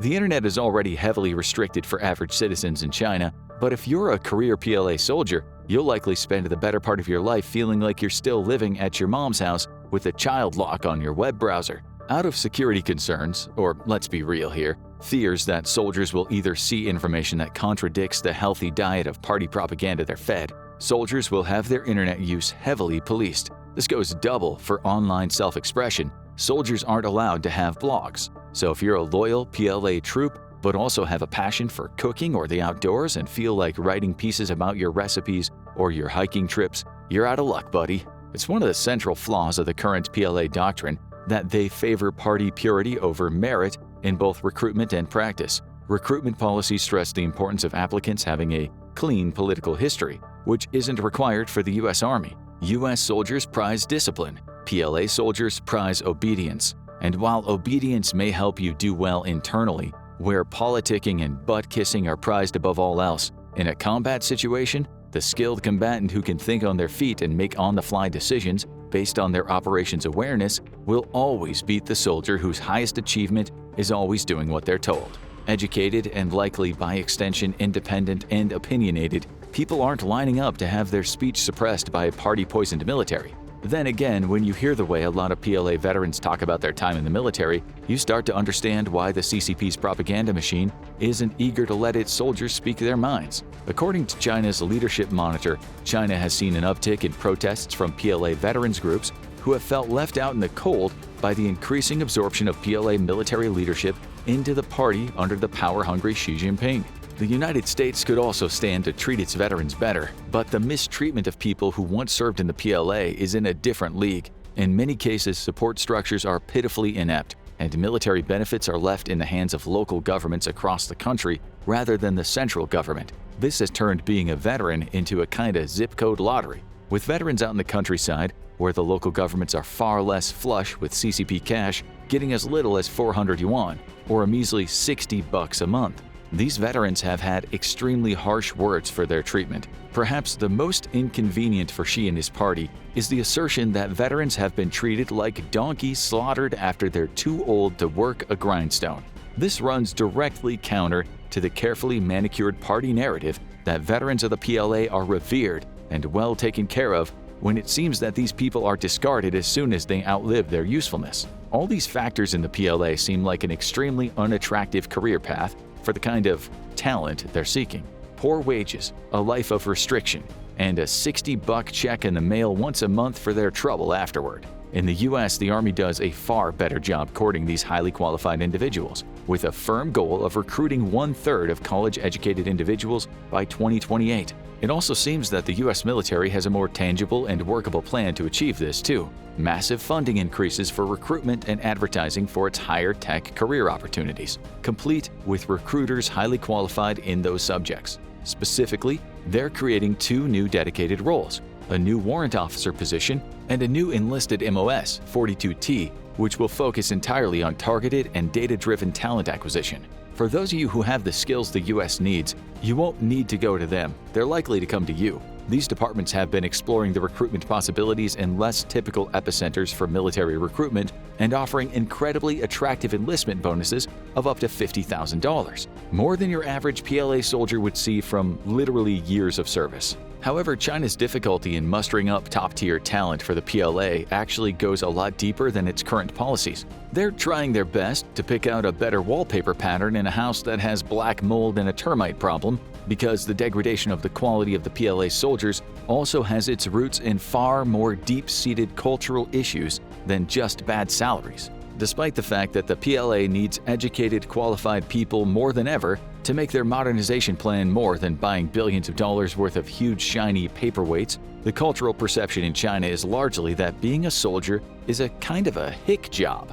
An old Chinese proverb goes, "All trades and occupations are inferior, and only studying is superior." Another proverb, "Good steel does not become nails," also warns against the life of a soldier. Even Confucian philosophy, which is foundational for a lot of modern Chinese philosophical thought, saw war as a lower vocation. This so-called scholar culture is completely at odds with the PLA's intention of putting together an army of highly educated troops, and the earlier salary issues we were discussing only further contribute to the idea that the military is a job you only take if you have no other options.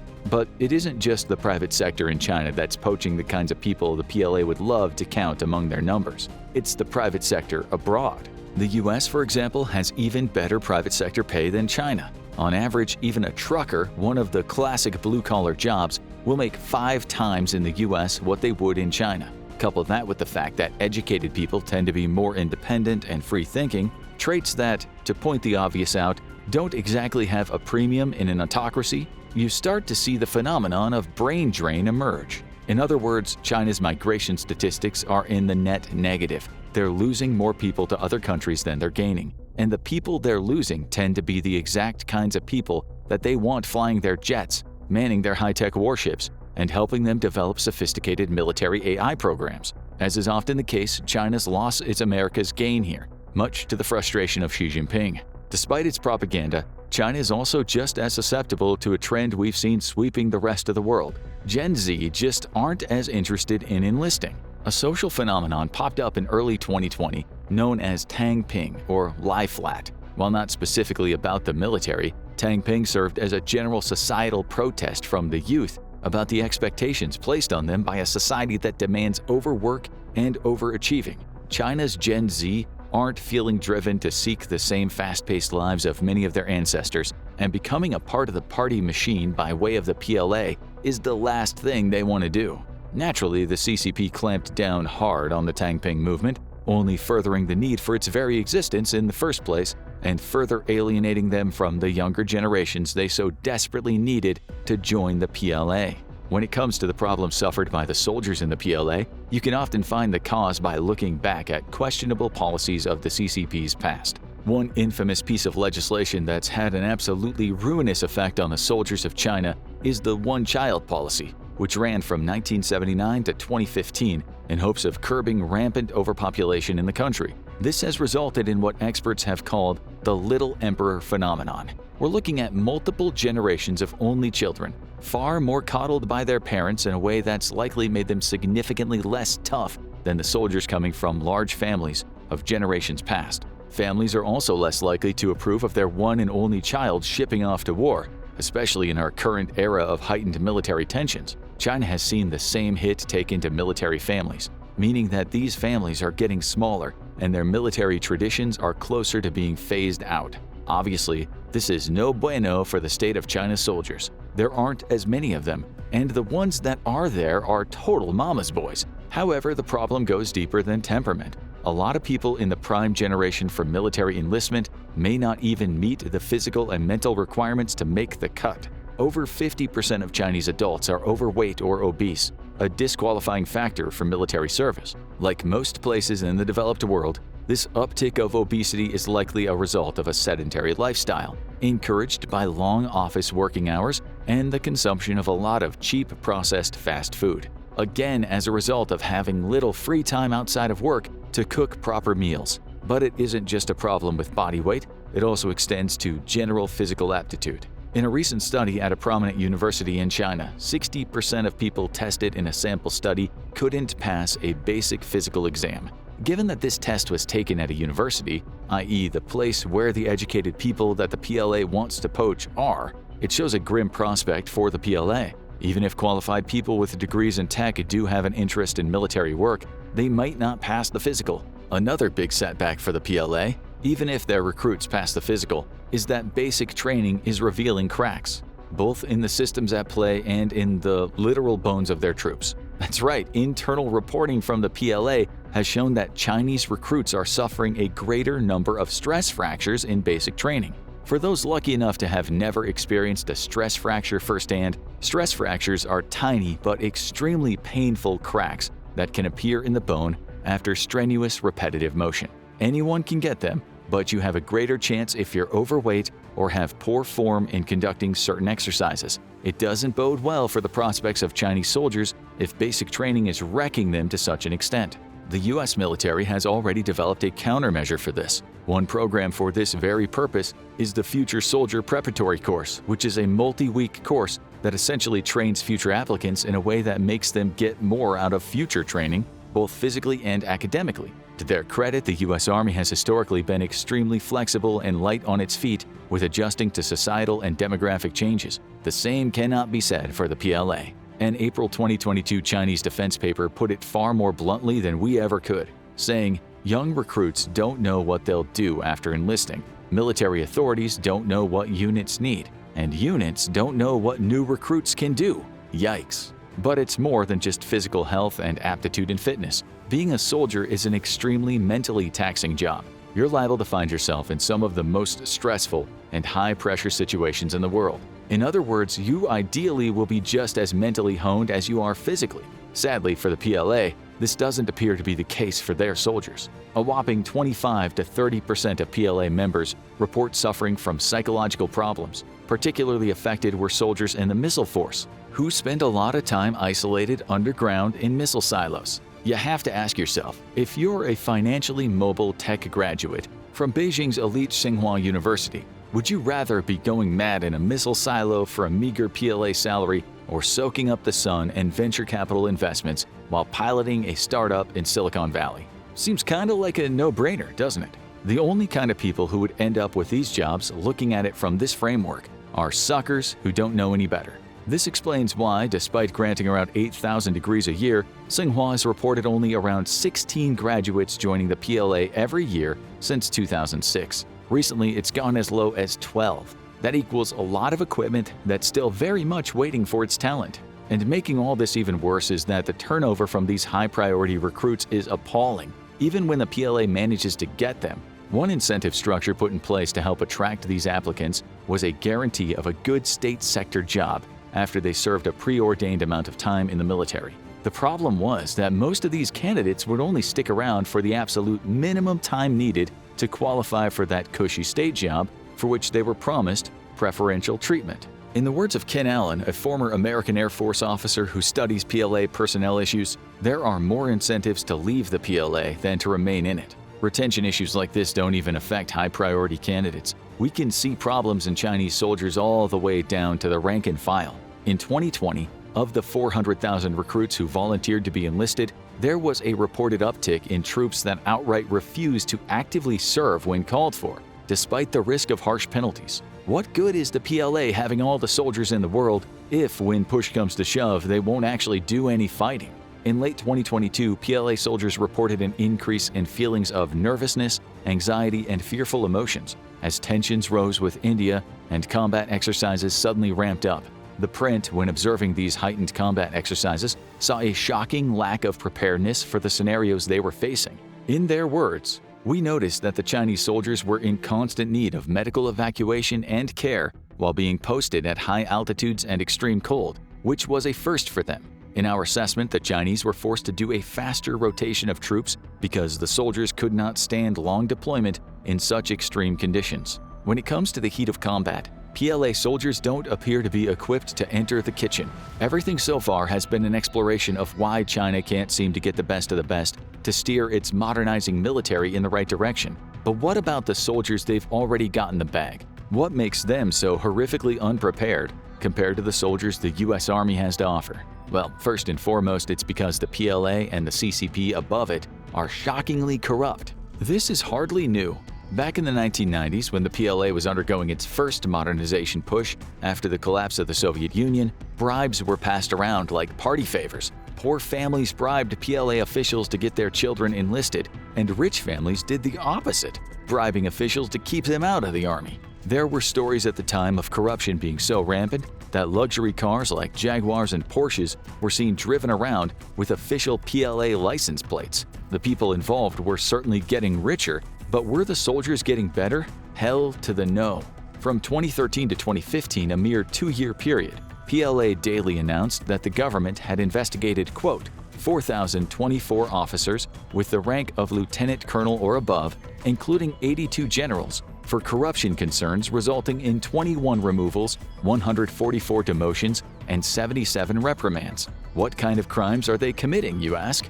These duty crimes consisted of bribes to pay for promotions and rise through the PLA ranks, as well as improperly involving military construction, oil management, material and armament procurement, healthcare, real estate, and reception services. It's a hell of a roster for a military trying to reach parity with the United States. The corruption is hitting the PLA where it hurts, specifically their prized rocket force. Described by Tom Shugart, a former U.S. Navy officer who is now an adjunct senior fellow at the Center for a New American Security think tank, as the center of gravity for the Chinese military, specifically within the context of a Taiwanese invasion, where the rocket force would, in theory, come in clutch at dominating U.S. warships in the region.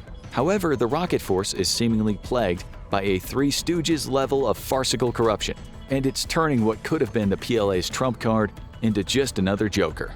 According to internal investigations, some missiles were found to be filled with water rather than fuel. The idea of soldiers and officers selling off the fuel to make a profit is one thing, but in some cases it gets even stupider. One person was accused of siphoning rocket fuel to cook hot pot. Improperly functioning silo lids, severe enough to completely derail a potential launch, were also left completely unaddressed. It got so severe that Xi Jinping had to institute sweeping measures to root out the corruption in the rocket force, purging over a dozen senior officials in a 6-month period. We don't know how deep this mess goes in the rocket force, but it doesn't paint a picture of competent, trustworthy soldiers ready for engagement with the U.S. forces. Of course, Xi is trying his best to scorch the earth on corrupt officials and soldiers undermining the progress of the PLA, but the success is mixed, and the whole situation is a bad look for the CCP and the Chinese military. In addition to the rocket force corruption purges, Xi has ousted a former Air Force chief, a Navy commander overseeing actions in the South China Sea, and several officers responsible for equipment management. That'd be the equipment that's very patiently waiting on talent, by the way. Cutting out the cancer of military corruption is a full-time job for Xi in and of itself. Alfred Wu, associate professor at Lee Kuan Yew School of Public Policy in Singapore, said in late 2023, "More heads will roll. The purge that centered around the rocket force is not over." Knowing the cruelty Xi is capable of, the many corrupt officers still embedded in the PLA have to be hoping that more heads will roll is just a metaphor. That being said, this is still a devastating setback for the PLA on the whole, perhaps best summed up by Chen Daoyin, formerly an associate professor at Shanghai University of Political Science and Law, who said that while Xi drank the Kool-Aid on his own military strength, corruption is giving him a stark look at the reality of the army he is spearheading. Chen said, "How can the generals' hearts be in fighting if they're just busy lining their own pockets?" Xi now knows that their proclamations of loyalty to the party and to the military ring hollow. I imagine this would zap his confidence somewhat. It's also zapping our confidence in the PLA soldiers. After all, if this corruption has laid anything bare, it's the fact that this military is not a meritocracy.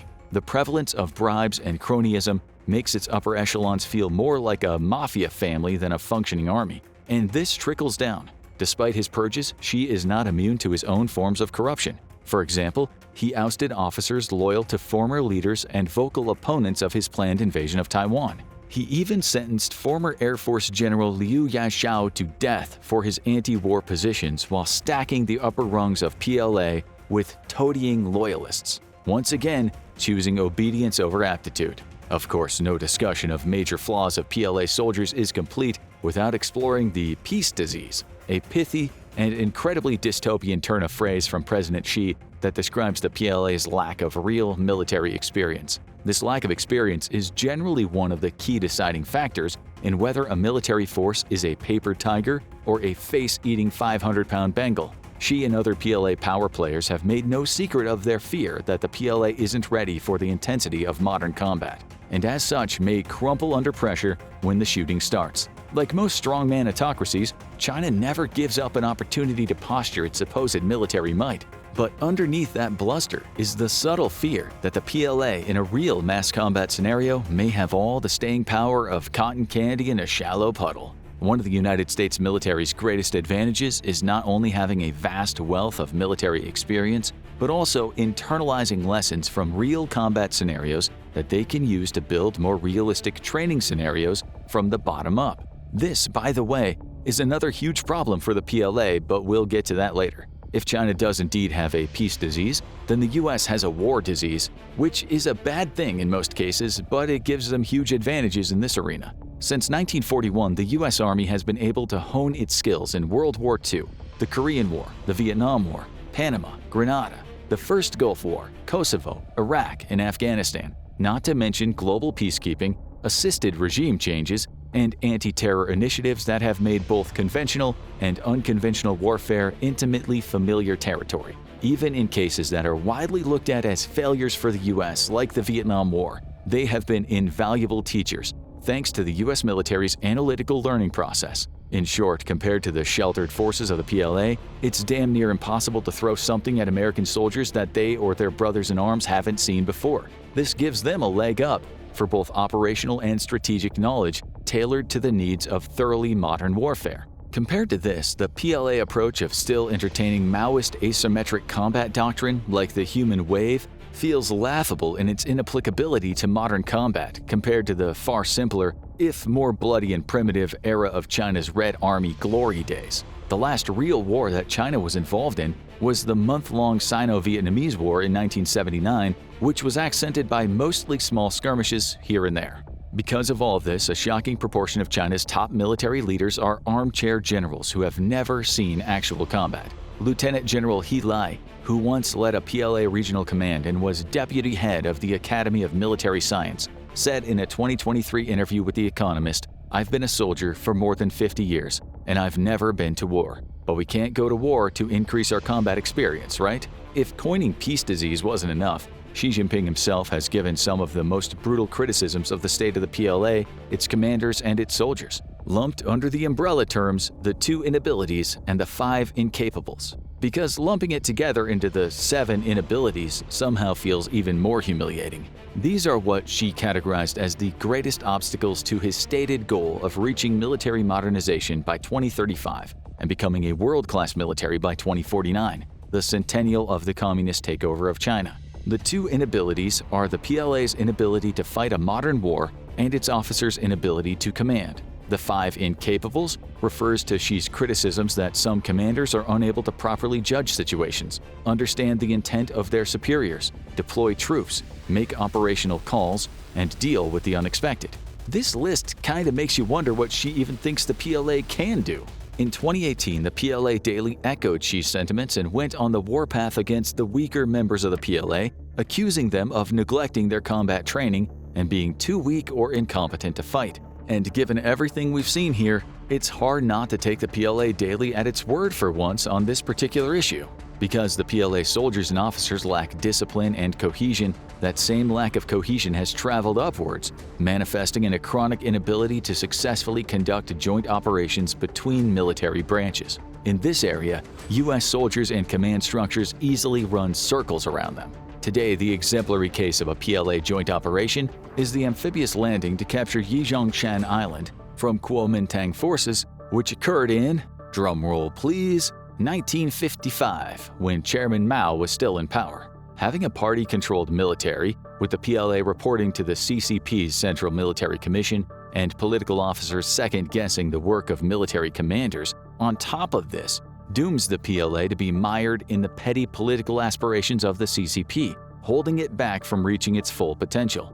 This contradicts the US's adherence to unity of command and makes the PLA a slower and unwieldier beast than the US Army could ever be. Of course, maybe some of this could be redeemed by one factor: if the PLA had world-class realistic training that helped compensate for its lack of combat experience. But you've already seen the title of this video, so you know that the Chinese soldiers aren't going to redeem themselves here. In fact, Chinese training has often been described as some of the least realistic and applicable of any major player on the world stage. Like with most areas of the Chinese government, training is bogged down by dogmatic propaganda from the CCP, encouraging the soldiers of the PLA to internalize functionally useless information that props up the narrative of the party.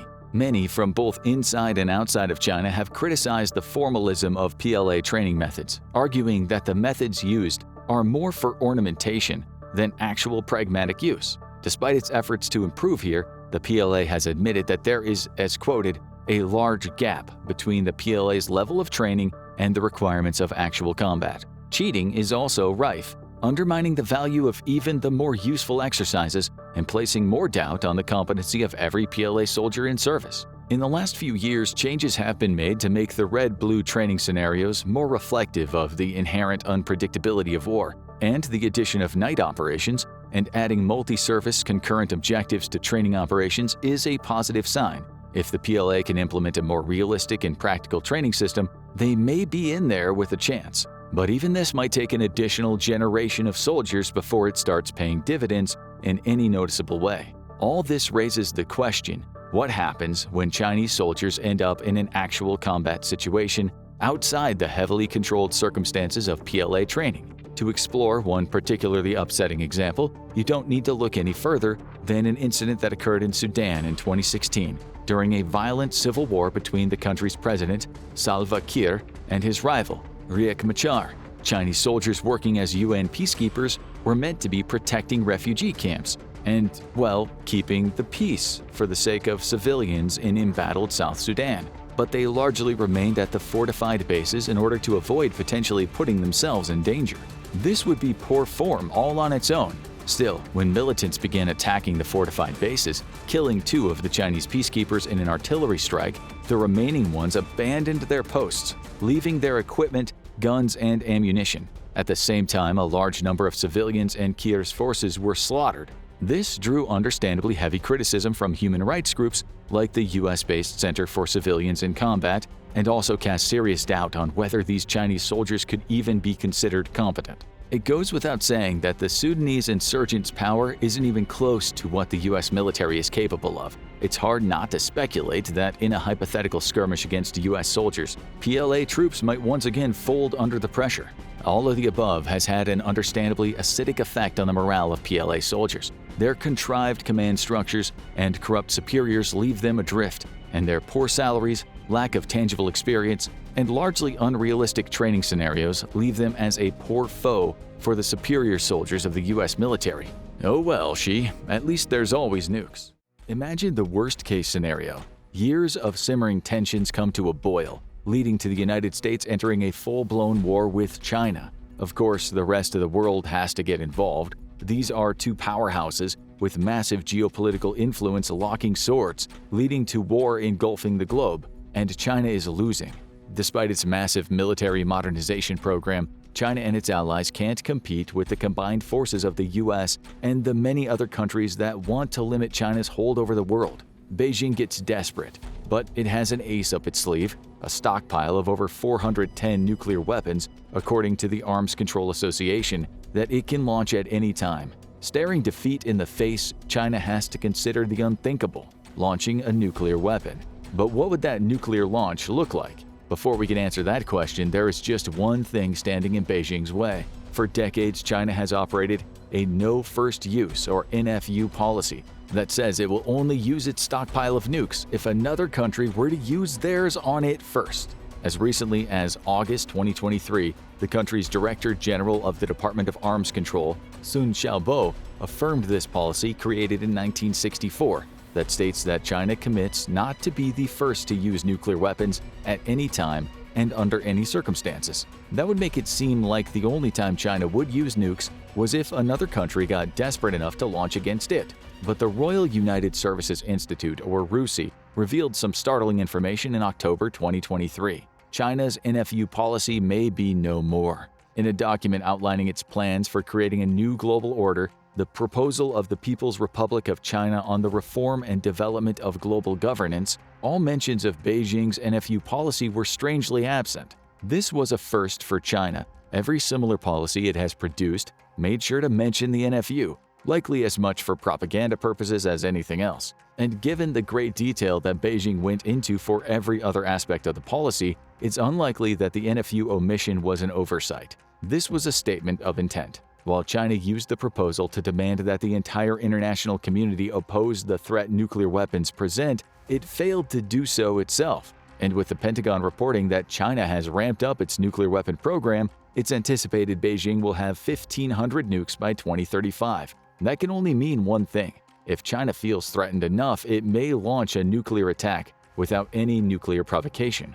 That brings us back to our hypothetical situation of China losing a conventional war to the United States. No longer tethered by its NFU policy, the country decides that the nuclear option is the only option and prepares to launch. But first, it has to get into a position to do so, 3 weeks before China's nuclear launch. The decision to launch has not yet been officially made, but China has to prepare. According to the Center for Arms Control and Non-Proliferation, China has traditionally stored its nuclear warheads in different locations from the missiles used to launch them, only bringing the two together when it's prepared to conduct a strike. Now is that time. President Xi Jinping relays the order: arm the submarines and prepare our warheads, 2 weeks before China's nuclear launch. With warheads and missiles stored together, Jinping's attention turns to positioning.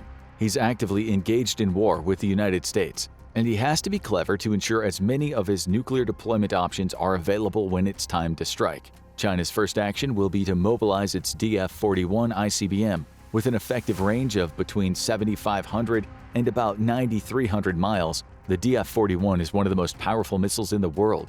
According to Missile Threat, it has a 5,500-pound payload and is capable of holding up to 10 nuclear warheads, more than enough to devastate any location Beijing targets. With such a massive range, China could easily launch nukes from its mainland to hit the outer reaches of the United States. Hawaii would be an obvious target, with Distance Calculator reporting it's just 5,939 miles from the most eastern point of China.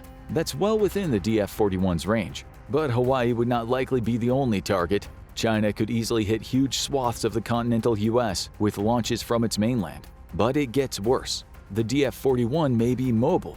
In 2015, China conducted tests on a rail-mobile version of the DF-41, meaning they have the ability to move the ICBM to almost any location that's connected to the country via rail. In the event of a global war, it's not outside the realms of possibility that China would take territory to its east or even align with the African nations to the west under the authority of the Belt and Road Initiative, giving it plenty of options for moving the DF-41 closer to its target. Combine that with the silo-based versions of the missile. China's believed to have silos in Gansu, Xinjiang, and Inner Mongolia, and you have an obvious first step for China. Prepare the DF-41s for launch. But that's a step that wouldn't go unnoticed. Increased activity at existing silos or the transportation of these ICBMs to more convenient locations would likely prompt the US to swiftly track those targets, making sure they're kept on their radars at all time. Beijing would know this. And that's why the command to prepare the DF-41 systems would be met with a similar one to prepare its submarines. At that same time as Beijing prepares to launch an ICBM, it would likely send out its fleet of 6 Type 94 ballistic missile submarines, or SSBNs, each of which would assume a tactical position underwater to conduct a launch against the United States if an ICBM launch fails. Alternatively, China might use its DF-41s as a diversionary tactic, taking America's focus off the deep waters while Beijing moves its Type 94 subs into position.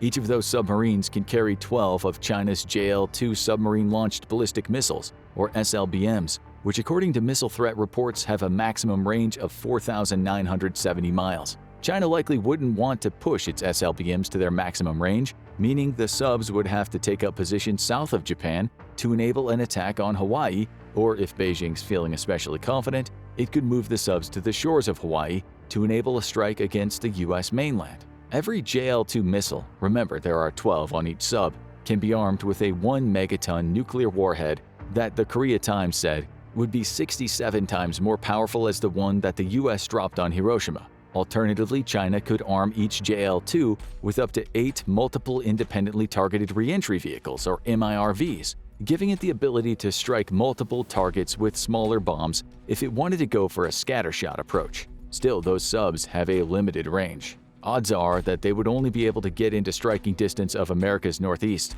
but that would be more than enough for a launch, especially when combined with the DF-41's long-range capabilities. Nevertheless, the US would be on the lookout for China's Type 94 submarines, even with DF-41 movements being a potential diversion, meaning Beijing would have to do everything possible to protect their subs as they move into position.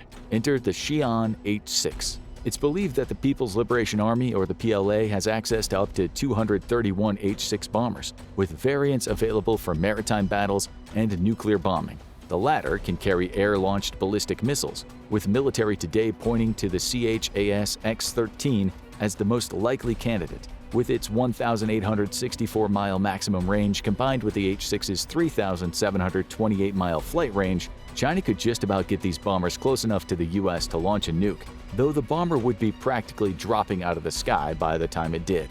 More likely is that it would deploy its H-6s to defend its submarines. Armed with an array of anti-ship missiles, those planes would be on destroyer duty. Their task would be to take out any destroyers, which are armed with radar, depth charges, and torpedoes, to clear a path for China's 6 Type 94 subs to get into position. Chief amongst those missiles would be the YJ-12 anti-ship cruise missile. With its maximum range of 248 miles, each missile can reach Mach 3 and can be equipped with both nuclear and conventional warheads, weighing up to 1,100 pounds. Each is capable of evasive maneuvers in the air, too, meaning they can be launched from outside a destroyer's striking distance and make their way around any anti-air defenses a ship might have. The United States calls it the most dangerous anti-ship missile that China has at its disposal, and Beijing would definitely employ it to take out the ships that would target its nuclear submarines. With the orders in place, China would have its nuclear weapons in position. Subs would be stationed as close to America's west coast as China dares, and some,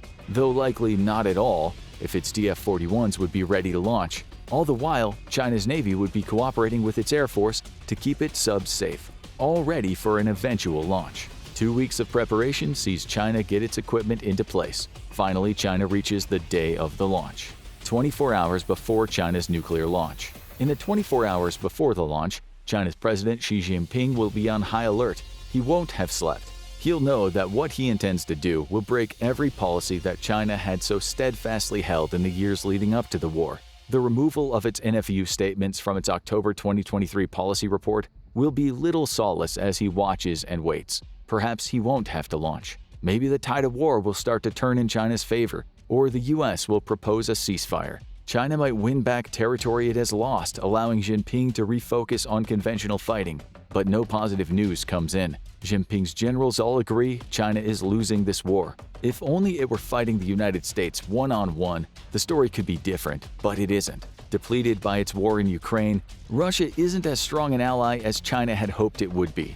NATO is buffeting all Chinese attempts to establish a foothold in Europe. Japan, though one of the primary targets of China's aggression, is holding steady with the aid of the Americans and South Korea. And even North Korea has proven not to be an effective ally. It's too focused on South Korea, which would enter the war as soon as China called on North Korea for aid, to do much to help China. 52 minutes before China's nuclear launch. Little is known about China's nuclear launch protocols. What we do know comes from the Union of Concerned Scientists, or UCS. In 2004, the UCS received and translated a Chinese military text that suggested either the Central Military Commission or its chair, Xi Jinping, have the authority to launch a nuclear weapon. All 11 members of this commission are senior party officials or military generals, each of whom will have their own opinions on whether or not China should launch. Beyond that, the Arms Control Association, or ACA, says that Jinping must also receive agreement from the Politburo Standing Committee, or PSC, a group he leads as General Secretary, before he can launch. They collectively form some of the most valuable counsel that Jinping has available to him before his launch. About an hour before he gives the okay, he calls the members from the PSC and the Central Military Commission together for a meeting. His question is simple: should we go ahead? Opinions aren't unanimous. Some of China's political figures highlight that Beijing will be painting itself as the bad guy, not only in the West but much of Asia. Far from being the peacekeeper and arbiter of global economic reform, as it has painted itself to be over the last 2 decades, China will be seen as the nation that was willing to go nuclear at a critical moment. They're overruled. China's leading military generals argue that the situation on the ground is too devastating for China not to launch a nuke. Japan didn't fall thanks to the aid it received from the United States. Enemies are coming from all sides, and China's Belt and Road Initiative didn't do enough to help it establish a presence in other countries. If China doesn't launch, it loses. Wang Hubin, a former Navy commander and now the commander of the People's Liberation Army Rocket Force, or PLARF, is the most vocal of the voices claiming that a launch is needed. He reiterates the points he's made in the weeks and months leading up to this critical moment. Xu Shishang, the political commissar to the PLARF, backs Hu Bin's opinions. Jinping values both opinions. He installed both men into the PLARF in August 2023 because of their military experience and their loyalty to him. They won't steer him wrong. Jinping exercises caution. He won't launch just yet. Instead, China will launch at the top of the hour, assuming the situation continues to worsen. 42 minutes before China's nuclear launch. Disaster for China. Despite a strong defense, Beijing's sole military base in Djibouti falls, facing constant attacks from the American base in the country just 6 miles away and losing what little grip it has in Africa. Jinping watches as fortifications crumble and the 2,000 troops stationed at the base are overwhelmed. Losing the base is a massive blow. China had relied on it to launch naval attacks and sorties from the Horn of Africa. The base also allowed Beijing to keep an eye on the vital Red Sea corridor, through which much of its trade passed and through which it had received resources from its dwindling list of allies as the war dragged on. The Djibouti base has fallen. China no longer has eyes on the Red Sea. 41 minutes before China's nuclear launch. Sir, we must launch now. We can't delay. We must strike at the enemy's heart before they cause further damage to China. The impassioned plea comes from Wang Hubin. As a former naval captain, he knows better than anybody else what the loss of China's Djibouti base means. With its naval options now limited to launching from its own ports, China's docked ships are sitting ducks. It's already lost the few ships it had left in Djibouti, and those that were scheduled to come back to the base now have to divert course and try to find a safe route to China. Beijing's naval dominance is slipping away. However, it still has its Type 94 submarines sitting in the waters between Japan and Hawaii waiting to launch. Jinping hesitates. Making this decision would surely lead to retaliation in kind. But what option does he have? 40 minutes before China's nuclear launch. Jinping isn't yet prepared to launch. Before he does, he needs to warn his two major allies in this war of his intentions. Vladimir Putin and Kim Jong-un enter a conference call with the Chinese president, who informs them of his intention to strike the United States with weapons of mass destruction. Their opinion is not unanimous. For Kim Jong-un, this launch would be a realization of everything he'd ever worked toward when trying to form North Korea's own nuclear arsenal. He encourages Jinping, telling him that a strike against the United States now would weaken not only the US, but Japan and South Korea, now enemies of both China and North Korea. Emboldened, Jinping seeks Putin's opinion. The Russian president, as cagey as ever, is less enthusiastic about the launch. Though he is no stranger to making nuclear threats of his own, he knows what his cooperation with China in this launch could mean for Russia, that's still recovering from its war in Ukraine. He doesn't offer his approval, but he doesn't disapprove either. Putin intends to say nothing, perhaps waiting to see which side to hitch his wagon to if China follows through on its launch. 15 minutes before China's nuclear launch. Jinping isn't happy. Not having Putin's full support could be disastrous for China if it isn't sufficiently able to weaken the US with its nuclear strike. He holds a brief meeting with the Central Military Commission to answer a simple question: where do we strike? Hawaii, Alaska, and the American East Coast are all the answers that come from the meeting. Jinping will rely on his submarines to launch against Hawaii and California, with the destruction of the former also meaning that the US loses 12 bases and military installations. Multiple DF-1 launches will target Alaska, with Jinping hoping that the United States Ground-Based Mid-Course Defense, or GMD system, which tracks incoming warheads and launches interceptor missiles to stop them, will be overwhelmed. The UCS often describes the GMD's response to nuclear missiles as hitting a bullet with a bullet. By sending several nuclear bullets in Alaska's direction, Jinping hopes to take away America's key Arctic asset. 12 minutes before China's nuclear launch. Bring me the codes. I'm prepared to launch. Though the Central Military Commission has successfully argued for this launch, it takes a moment for anybody to respond to Jinping's request. The gravity of what they're about to do weighs heavily. Finally, Wang Hubin takes charge, ordering his subordinates to put China's Type 94 submarines on high alert. Similar messages are sent to its DF-41 installations in Gansu, Xinjiang, and Inner Mongolia. All three will launch and hopefully one will deliver its payload.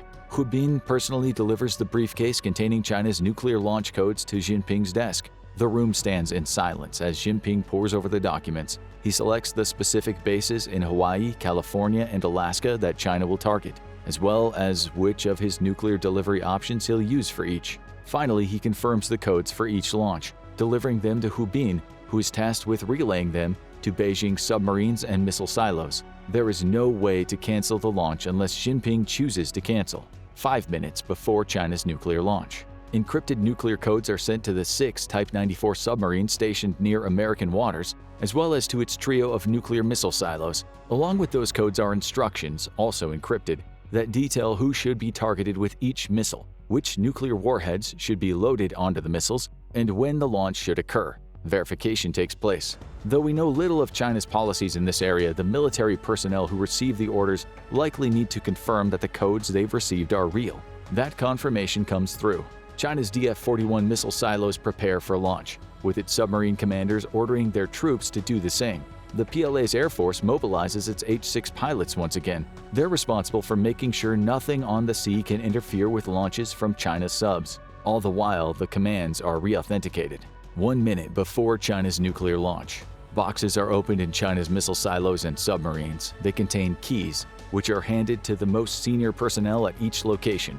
They will be used to launch China's nukes. The keys are entered into their slots and held in place. 10 seconds before China's nuclear launch, Xi Jinping sits quietly along with his military generals and political allies. They understand that this escalation could draw retaliation from the United States and its allies, and they can only hope that wiping out key installations on the eastern seaboard, as well as Hawaii and Alaska, will delay the response long enough for China to get close enough to follow up their attack. 1 second before China's nuclear launch, the keys are turned. China launches nuclear weapons from its 3 missile silos and the Type 94 submarines it has stationed near the United States. The engines of dozens of DF-41 and JL-2 missiles ignite, with the missiles then rocketing out of their firing bays. 5 minutes after China's nuclear launch, the missile strikes aren't immediate, with all having to travel distances of thousands of miles before they reach their targets. The JL-2s are capable of reaching Mach 20, roughly the equivalent of 15,345 miles per hour, meaning it'll take around 15 to 20 minutes to reach Hawaii. The DF-41s are faster, they can hit Mach 25, but they'll have further to travel. China's missile launches don't go unnoticed. Real-time satellite imagery reveals the launches, and the United States prepares its GMD response system. 15 to 20 minutes after China's nuclear launch, the GMD missile defense system is only partially successful. The system has only proven effective 55% of the time in extremely scripted tests, with America only able to reach a confidence level of 90% that they'll be able to take out an incoming missile when it launches 3 intercepting missiles simultaneously. Some of those interceptors succeed, destroying Chinese missiles above the Pacific Ocean, but enough get through to wreak devastation on Hawaii, Alaska, and the eastern seaboard. Key military installations are destroyed, but no missiles reach the White House. 30 minutes after China's nuclear launch, President Joe Biden sits in the White House. America's defenses couldn't prevent the impending Chinese nuclear strike. A war that he was winning has now escalated to the point of no return. The United States can't allow this strike to go unpunished. Preparations begin. An Army general delivers a set of documents to the president containing America's own nuclear codes and a list of confidential targets. In a matter of hours, the United States will launch its response to China, regardless of what its allies might think. The world is embroiled in chaos. Mutually assured destruction isn't guaranteed. Now it's just a race to see who can destroy who first. For China, its launch was a success to an extent, but it knows it has provoked the United States into a type of war from which there is no returning. Knowing that an American retaliatory strike is coming, Jinping leaves Beijing to move as close to China's western borders as possible. As he moves, he issues more commands. More DF-41s need to be fired from China's missile silos before America's retaliatory nukes can take them out. The rest of the world can do little more than watch, hoping that this escalation doesn't consume them as well.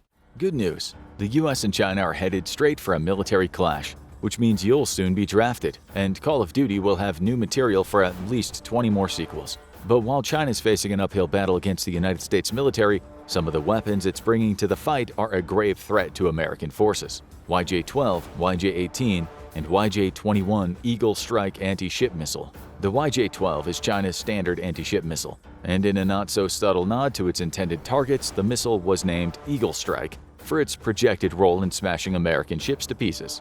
The missile is mostly deployed by Chinese aircraft such as the J-10, J-11, J-16, and H-6 bomber, but has been adapted to be fired from some Chinese ships. The missile was in development as early as 2004, but has been active since at least 2015.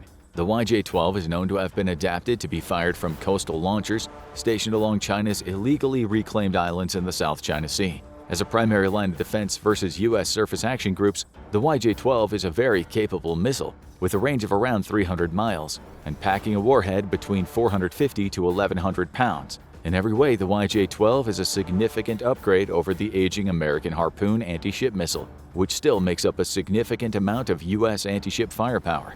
Unlike any American missile, though, the YJ-12 features the ability to conduct a short supersonic sprint once close to the target, boosting itself up as fast as Mach 4 in order to evade air defenses. This could give friendly forces less than a minute to act to an incoming threat, as the missile also flies low to the ocean and under the radar horizon of target ships. Meant to be fired in volleys, the YJ-12's ability to conduct supersonic sprints in the terminal phase means that the odds of a SAG defending itself from every incoming missile are low. The 300-mile range also allows the Chinese bombers to strike from far away, improving their odds of evading interception by American combat air patrol. The flexibility of being air-launched also allows the missile to be fired from multiple different vectors, further complicating defensive intercepts if coordinated together. Lastly, unless intercepted early, the YJ-12's ability to conduct a supersonic sprint means that incoming debris could still prove fatal to the crew and damaging to any ship caught in its path. If the YJ-12 has one weakness, it's that the missile cannot be deployed from vertical launch cells, limiting its deployment on surface vessels. However, that's not a problem for the YJ-18, which was designed from the onset to be carried aboard both surface and subsurface platforms, such as the Type 95 submarine, which will be equipped with vertical launch cells. The YJ-18 features a smaller warhead, anywhere between 310 to 660 pounds, and a lower speed, as it cruises at subsonic speeds toward its target. Its range is similar to the YJ-12, though limited by the fact that it cannot be deployed from the air.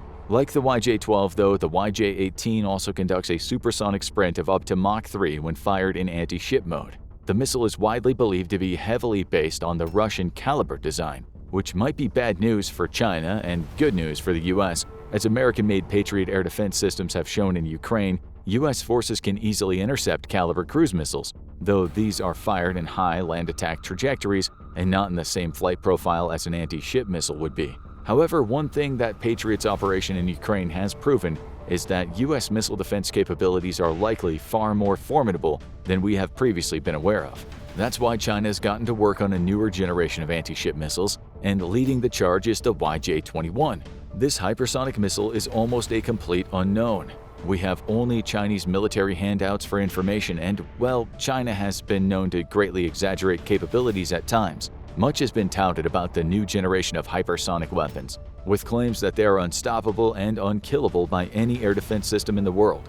This is largely true, though only specifically about maneuverable hypersonic weapons. Russia tried to play the hypersonic card with its Kinzhal missiles in order to create fear in the West, but the truth is that Kinzhal cannot maneuver at hypersonic speeds and is only a hypersonic weapon in the sense that most ballistic missiles become hypersonic in their terminal descent. Without the ability to maneuver, hypersonic weapons are as easy to intercept as any other missile, easier even, as they're stuck to very predictable ballistic trajectories. It's the advent of maneuverable hypersonics that's the true game changer, and China claims to have that capability with the YJ-21.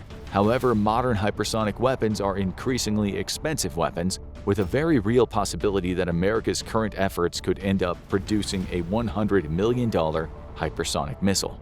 That's just not the type of weapon you use on any normal target, as it would be prohibitively expensive, even for the seemingly bottomless U.S. military budget, to field a large quantity of them.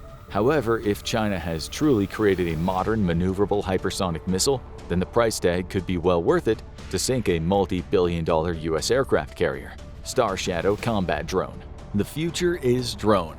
If the Ukraine war has proven anything, it's the necessity of unmanned combat platforms for future warfighting, and in very large numbers. But while the current war is mostly focused on recon and drones with small payloads, a future confrontation between major powers will put the emphasis on highly capable combat drones capable of taking on both manned and unmanned air targets and a whole lot more. Air defenses are becoming increasingly formidable, and the vulnerability of even stealth aircraft is ever increasing. Thus, nations around the world have settled on a common theme for their respective sixth-generation fighter designs: the concept of unmanned disposable wingman drones. While the Chinese 6th-gen fighter is nowhere on the horizon, that doesn't mean that its combat drone technology isn't advancing. In all likelihood, Chinese air combat drones will hit the battlefield far sooner than their 6th-gen counterparts that they'll eventually escort. Like most next-generation Chinese weapons, there's very little that's independently verifiable about the Storm Shadow combat drone. Instead, we're forced to rely on deduction and snippets from official Chinese information releases. What we do know is that the mysterious Star Shadow drone may have been filmed for the first time a year ago. The drone bears a strong resemblance to the American X-47B, which was originally meant to be a combat drone until pushback from the Navy fighter pilot community forced the Navy to instead develop a drone for aerial refueling, a move that has since proved foolish. However, this isn't evidence of yet more stolen technology, something China does do as prolifically as it can. Instead, it's a simple case of optimal shaping. There are only so many shapes an aircraft can take and still have advanced stealth features. It's not even known if the drone pictured was really a Star Shadow drone, given that China has a prolific drone design program underway. What we do know, though, is that the Star Shadow is supposed to have a wingspan of under 50 feet, be 23 feet long, cruise as high as 50,000 feet, and be able to fly for about 12 hours. The drone will be able to carry a 900-pound payload internally, which will equate to multiple long-range air-to-air missiles or even ground attack munitions. Whether the Star Shadow ends up being China's main combat drone, what we can say in a future war is some form of Chinese low observable or even fully stealthy combat drone will be there. This will pose a significant challenge to U.S. forces, both by presenting smaller threats with even better stealth signatures than traditional aircraft and by oversaturating U.S. defenses. While China continues to lag significantly behind the U.S. in stealth technology, these drones could be stealthy enough to start threatening critical U.S. support assets such as AWACS platforms and aerial refueling aircraft. Given the U.S. will rely heavily on these assets in the case of war in the Pacific, the use of advanced Chinese combat drones could prove an overwhelming factor for the U.S. Navy and the Air Force. China will, after all, have a home field advantage, while the U.S. will have to use the air power judiciously due to the logistics of operating far from home and airfields that are widely dispersed and vulnerable to Chinese attack. H-20 stealth bomber. In development for over a decade, China has long been looking to join the U.S. as the only other world power to deploy a stealth bomber. Once more, information is incredibly limited, but we do know that the H-20 has blown past numerous projected dates for a first public flight. This could be indicative of significant development issues on the Chinese side, but even as China makes an ambitious attempt to deliver a first-gen stealth bomber, most experts agree that the H-20 is inevitable and America better be prepared for it. The H-20's primary mission will be nuclear, making up the air leg of China's nuclear triad in a similar fashion to America's B-2. It's often been questioned why the U.S. revealed the B-2 when it did during the Cold War, and the answer is simple: it was meant to deter a nuclear conflict from ever starting by showing the Soviets we had a weapon they couldn't stop. Unhappily for us, forced to meander across this mortal coil until a sweet escape of eternal oblivion, nuclear war never came, and the B-2's only combat duties have been in carrying out conventional strikes and gathering intelligence.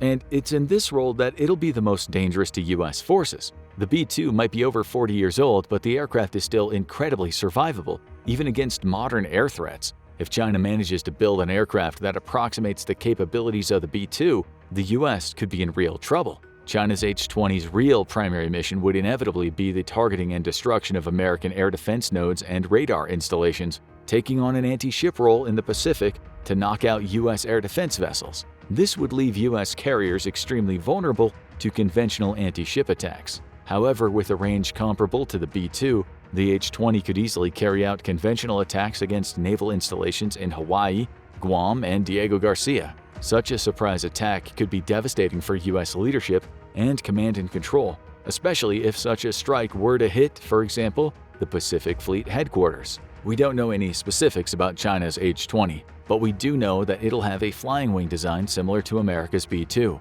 This means that China has opted for stealth and the ability to penetrate deep into denied skies over speed, signaling that there is significant confidence within Chinese leadership over the H-20 stealth technologies. We know this because we can look at the design of the Su-57 and immediately identify that Russia was not confident in its stealth technology.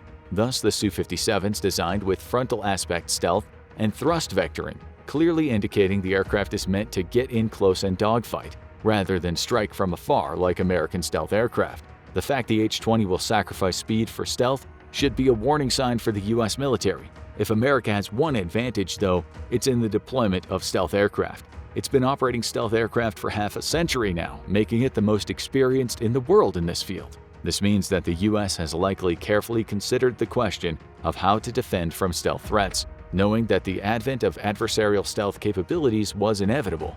But is America truly prepared, or will it be caught as unprepared and helpless as its enemies have been to US stealth aircraft for decades now? Type 55. It's no secret that any war between the United States and China will primarily take place in the sky and on the waves, which is why China has invested heavily into building one of the deadliest warships to roam the oceans. The Type 55 is the successor to the Type 52D, and it's like the American Arleigh Burke equivalent, a guided missile destroyer. That means its primary armament is a variety of missiles, including the YJ-18 and the YJ-21 anti-ship missiles. However, it also carries cruise missiles for land attacks and anti-submarine rockets, as well as air defense missiles for protecting surface action groups. With 112 vertical launch cells, it outnumbers the Arleigh Burke in total missile firepower, and the ship also comes equipped with double 324mm torpedo tubes. Weighing in between 11,000 and 13,000 tons, the Type 55 is significantly heavier than the Arleigh Burke as well, allowing it to pack in more capabilities. The ship's self-defense features include decoy launchers and a single 30mm Sea Whiz system that presumably can also be used to defend against small boats and drones, as used by Ukraine against the Russian Navy. Its Type 346B Dragon Eye radar is estimated to have a range of about 400 kilometers. However, as usual, the Chinese aren't sharing their secrets. How advanced Chinese radar technology is and how it compares against the US is largely unknown, as no Chinese ship has yet to defend itself from enemy attack. By comparison, US ships have routinely performed interceptions of incoming missiles, drones, and aircraft, including most recently running air cover in the Red Sea against Houthi-launched missiles and drones. Unlike the Arleigh Burke, though, the Type 55 features a stealth hull design in order to limit its radar and infrared signature. While not a true stealth ship like the US Zumwalt class, the Type 55 represents the future of most modern surface combatants, incorporating some stealth features without radical redesign. The ship is designed from the ground up to be the backbone of China's future carrier strike groups, adopted to perform anti-air, anti-missile, anti-ship, and anti-submarine duties. It also features a hangar with room for 2 helicopters to assist in anti-submarine operations, reconnaissance, and logistical support. Widely regarded as an extremely dangerous ship, the Type 55's development and rapid acquisition prompted the US to quickly move to developing its new class of destroyer, the DDG-X. However, while the DDG-X entered its design phase in 2022, the Type 55 is already here, with 6 currently in service and another 10 projected to be built in the coming years. This is increasingly putting the United States at a steady but slow disadvantage, especially when one considers the very slow rate of shipbuilding in the US. Even after the DDG-X is fully designed and finalized, it'll still take years to actually produce a sizable force. America's next-generation destroyer is likely to end up in service after the conflict with China. The Type 55 represents not just a significant surface threat, but the biggest problem facing the US Navy. China's shipyards have a total capacity of 23.2 million tons, compared to just 100,000 tons across all of America's shipyards. That's 232 times manufacturing advantage over America, and the reason the Chinese Navy is increasingly becoming a significant competitor to the US Navy in mass alone, if not capabilities. For now, the United States retains a significant advantage with more battle force missiles and a greater tonnage. But while US shipbuilding lags behind schedule by as much as a year or more, China's shipyards are putting out the equivalent of the entire French Navy every 4 years, and they don't seem set to slow down just yet. America's answer has been the Ghost Fleet, a fleet of unmanned vessels that are nearly fully autonomous. Already, the US Navy is trialing 3 of these vessels across the Pacific, with plans to eventually field as many as 100 additional, smaller, unmanned ships to counteract China's swarm of ships. However, it remains to be seen how the Ghost Fleet will compare to modern Chinese carrier strike groups, with the Type 55 running quarterback. J-20. Developed in the mid-2000s, the J-20 is China's first attempt at a stealth aircraft, and by most accounts, a successful one. While the J-20 may not compete with the F-22 or F-35 for stealth, it has been widely hailed as a low observable and very capable fighter that's going to pose some serious problems for the U.S. Air Force and the Navy. Much like Russia, China was aware that they were unlikely to be able to directly compete with the American fifth-generation offerings. China's aerospace sector is simply too inexperienced, and the nation has a significant problem when it comes to innovation. It's no secret China has enjoyed the benefits of much stolen technology from the West and Russia, and yet all that focus on industrial theft has left the nation underinvested in innovation and achieving its own breakthroughs. The addition of canards on the J-20 hints at its intended use in combat against America's growing fifth-gen fleet, as does the adoption of new engines that might eventually feature thrust vectoring similar to the Russian Su-57. Simply put, China isn't looking to field an all-aspect stealthy J-20 more in line with the American F-22 and F-35, but rather one that's low observable and stealthy from a head-on aspect. And that's probably going to suit China just fine in future combat. The J-20 is clearly designed to close the distance quickly and fight at close range, while remaining stealthy enough to threaten American support platforms like the AWACS and the aerial refuelers. Armed with the PL-15, the J-20 already outranges America's fighters armed with AIM-120s by as much as 20 kilometers. With its stealthy frontal aspect, J-20s could close the distance and seriously threaten vulnerable air assets and fourth-generation aircraft before turning around and beating feet back to the safety of fleet and shore-based air defense networks. Soon, though, the J-20 will carry the PL-21, which is the future upgrade to the PL-15 and will feature an even greater range, as much as 400 kilometers. With the ability to threaten aircraft from such significant ranges and the advantage of fighting on home turf in any confrontation over the Pacific, China doesn't need to invest in an all-aspect stealth fighter the way the US does. This makes Chinese air fleets cheaper to build, acquire, and maintain, with an estimated 200 or so J-20s currently in active service and hundreds more expected to be procured. The biggest thing holding the J-20 back, though, was its engines. China has historically had great difficulties building modern engines, lagging significantly behind the West and even Russia. Underpowered and far less reliable than US engines, China's air fleet has suffered from range and availability limitations. However, the advent of the WS-15 could be changing that. A domestically produced engine, it's already been seen installed on J-20s, which observers have noted now require significantly less runway to become airborne. Engine specs are unknown given the tight operational security of the Chinese state, but historically we know that reliability has been one of the biggest hurdles to engine design for both the Chinese and the Russians. Before the WS-15, sortie rates would be significantly impacted due to a need for maintenance, especially after an initial surge period. Meanwhile, US engines have proven very reliable even during protracted combat surges. How the WS-15 will fare up in these conditions is unknown, but it's already a big step forward for China. With the WS-15, the J-20 now has the ability to super cruise and enjoys improved kinematic performance. This directly translates to a more dominant air superiority fighter, especially in close quarters, which is exactly where American stealth aircraft are weakest. The aircraft itself recently underwent an evolution as well, with the addition of new avionics, sensors, and even the use of new materials in its construction. Some Chinese sources have stated that the new J-20 may be the first contender for the title of a 5.5-generation fighter, though the Chinese media is known to regularly overstate capabilities. A twin-seat variant of the J-20 is also independently produced by its manufacturer as a demonstration project, Chengdu Aircraft Corporation. A twin-seat aircraft would likely be focused on enhanced electronic warfare capabilities and control of accompanying drone swarms, a job that it's known China is looking to adapt the J-20 for. However, the fact that the US is not looking to produce a twin-seat variant to the F-35 likely indicates that China still lags behind in key technologies, such as artificial intelligence, necessitating the addition of an extra crew member for EW and drone control. Regardless, with 200 J-20s in service and the fleet growing every year, this is an aircraft that's posed to give the US Air Force and the Navy a headache in the case of a war. Type 003 Carrier. The Type 003 Fujian is a massive leap forward for the Chinese Navy and could pave the way for a fleet of advanced aircraft carriers to rival America's own. A newcomer to the aircraft carrier club, China's focus on aircraft carriers is based on two national defense priorities. The first is to be seen as a global power, impossible to do without aircraft carrier support.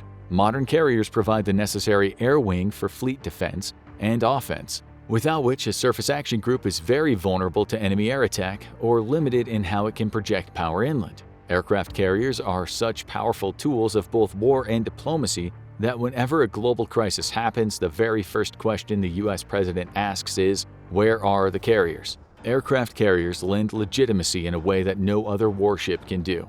However, China needs a fleet of carriers as a national defense priority. Currently, the nation is extremely vulnerable to trade disruption via the Malacca and Hormuz Strait, where a significant amount of its global trade passes every day, including critical energy supplies. Aircraft carriers are needed to project power far from home and fend off any rival navies' attempts at enacting trade blockades. Without its own fleet of supercarriers, China will simply never be able to challenge the US and its allies on the high seas. The Type 3 has been designed as the first in its class for exactly this purpose. The ship is a significant leap ahead of both the Type 1 and Type 2, which were ski ramp-style carriers that significantly reduced the capabilities of their small attached air wings. However, the two carriers provided China with the necessary experience in dangerous and delicate carrier operations, something the nation has managed to learn to conduct with admirable speed and at a very low cost of men and material both. Learning to operate carriers historically is a dangerous lesson. The Fujian features an electromagnetic catapult, which will allow for far heavier aircraft to be launched from its dock. The ship completely skips a generation in launch capabilities by going straight to the EM launchers rather than more traditional steam launchers. This is a page right out of the Ford's playbook, but the fact that the carrier is conventionally powered and not nuclear powered like the Ford has put into question just how many sorties the Fujian would be able to launch per day. Then there's the problem of its actual aircraft. Currently, China only operates about 60 J-15 Flying Sharks, which have been nicknamed the flopping fish by some Chinese defense officials due to the aircraft's lackluster performance. The plane is believed to be based on a reverse-engineered, unfinished Su-33 prototype purchased by China from Ukraine in 2001, and the resulting J-15 has a history of underperformance and crashes. A large aircraft, the J-15 is in dire need of new engines and lacks the critical capability of aerial refueling, something US carrier aircraft have been doing for decades. The J-15 is slated to be replaced by the FC-31, a fifth-generation carrier aircraft that will hopefully fix many of the woes of the J-15. Once China has a proven and capable carrier fighter, the Fujian will be a significant threat, though China has a ways to go yet in learning to operate its carriers. The nation has yet, for example, to conduct nighttime and high-sea state operations, something that the US Navy regularly conducts. This leaves the Fujian very vulnerable to a nighttime US attack, or one during bad weather, which is exactly when America's carrier force is likely to strike. With an estimated 7 to 9 Type 3-sized carriers to be acquired by the Chinese Navy, though, in 2 decades the US could be facing its first carrier competition since World War II. It's easy to think of the internet as something that's just all around us, to which we have nearly unfettered access. Just think about how often you've accessed the internet today. You're doing it right now to watch this video. Every email you sent, every scroll through a social media website, a visit to Wikipedia, a video game played, a movie or song streamed relies on you having a stable connection to the web. So what would happen if all that access was cut off? For you, losing the internet would be a personal catastrophe that stops you from working, strips you of your entertainment options, and stops you from sharing funny cat videos on Facebook. But for an entire country, the removal of control over the internet could be a nationwide catastrophe that leads to that country becoming a less powerful player on the geopolitical level. Enter the United States. It's identified the internet as one of the many weapons it's capable of wielding against expanding Chinese commercial and militaristic interests, and it's going to use that weapon to wage a silent war against Beijing to remove it from the internet for good. How? It all comes down to undersea cables. In the age of Wi-Fi, it can seem like the internet has achieved near omnipresence. Like oxygen, it's in the air all around us, just waiting for us to tap an icon on a phone to deliver a connection that links us to the entire world. But in reality, the internet is powered by physical cables running so deep under the sea that they're inaccessible to all but those who manufacture and lay those cables. These physical cables, Time magazine says there are over 400 of them running along the world's seabeds, creating a network of cables with a length of almost 750,000 miles if they were laid end to end. For context, that's only 115,000 miles less than the diameter of the Sun, the largest singular body in our solar system. Collectively, this expansive network handles more than 95% of global internet traffic, with one law professor at Cambridge University, Surabhi Ranganathan, referring to them as the out-of-sight arteries of globalization. That's an extremely apt description. Without these cables, the internet as we know it simply wouldn't be possible. It certainly wouldn't be the all-encompassing global entity we know it as today, an entity capable of supporting global communications and trade on a level that allows true cooperation between countries. The entire concept of laying such cables so deep below the surface of the sea may seem like a modern marvel of technology, but the truth is that concept has existed for nearly 2 centuries. In 1858, the first transatlantic cable was laid, connecting Ireland to Newfoundland in Canada and enabling telegraph communications between the 2 nations. Though that early cable was subject to faults, it started to degrade quickly and eventually fried when the voltage was turned up. A new type of cable began to be laid in 1865, setting the stage for the network that we have today. In 2023, each new cable laid can handle a staggering 200 terabits of data every second, with that data rocketing along fiber optic cables that are barely above the width of a single human hair. Each subsea cable contains anywhere between 4 and 12 of these fiber optic strands, and depending on the depth of the cable and the level of protection it needs, it may be no more than the width of your thumb. Even in areas where the cables need to be stronger, they rarely become wider than the width of an average wrist. It's remarkable to think that something so seemingly fragile could be responsible for the world having access to the internet. Assuming a cable is properly manufactured and laid, it can sit in situ for around 25 years. A gel coating around the fiber optics inside the cable keeps them safe, as does an inner copper tubing, which also carries electricity through the cable. Plastic, aluminum, and in many cases steel is wrapped around that cable to lend it even more protection against the harsh salt water that will wash over it day after day. Add to all of this the repeaters, which are placed 25 to 50 miles apart along the cables that amplify the signal as it travels, and you have a wondrous example of human ingenuity and endeavor. And like so many examples of human brilliance, these cables are now being weaponized. But how is that possible? To explain, allow us to provide an example. In February 2023, the United States-based company called Subcom landed a new deal to install a subsea cable project that would serve as an additional link between Asia and Europe.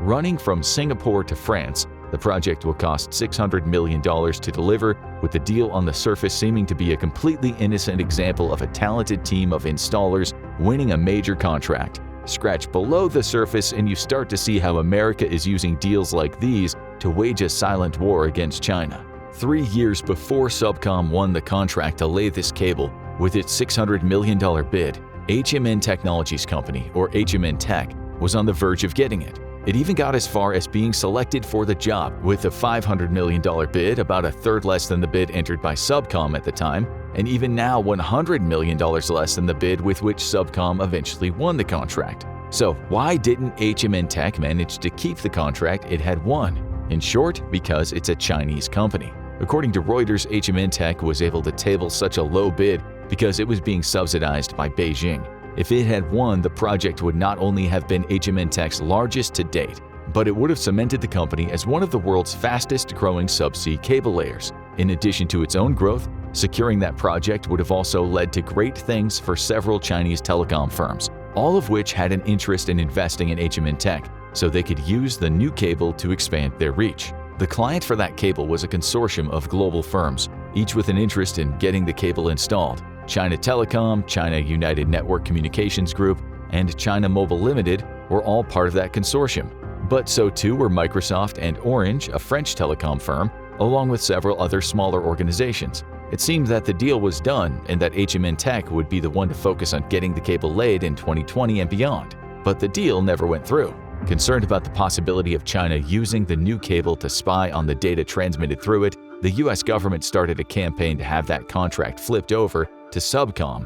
Through a combination of lobbying and offering incentives, some may uncharitably see that as bribery, to the consortium members making the decision on who would lay the cable, the United States was successful. According to Time, the US made a concerted effort to get telecom firms on its side during the bidding process, with the media outlet even suggesting that threats of sanctions were made.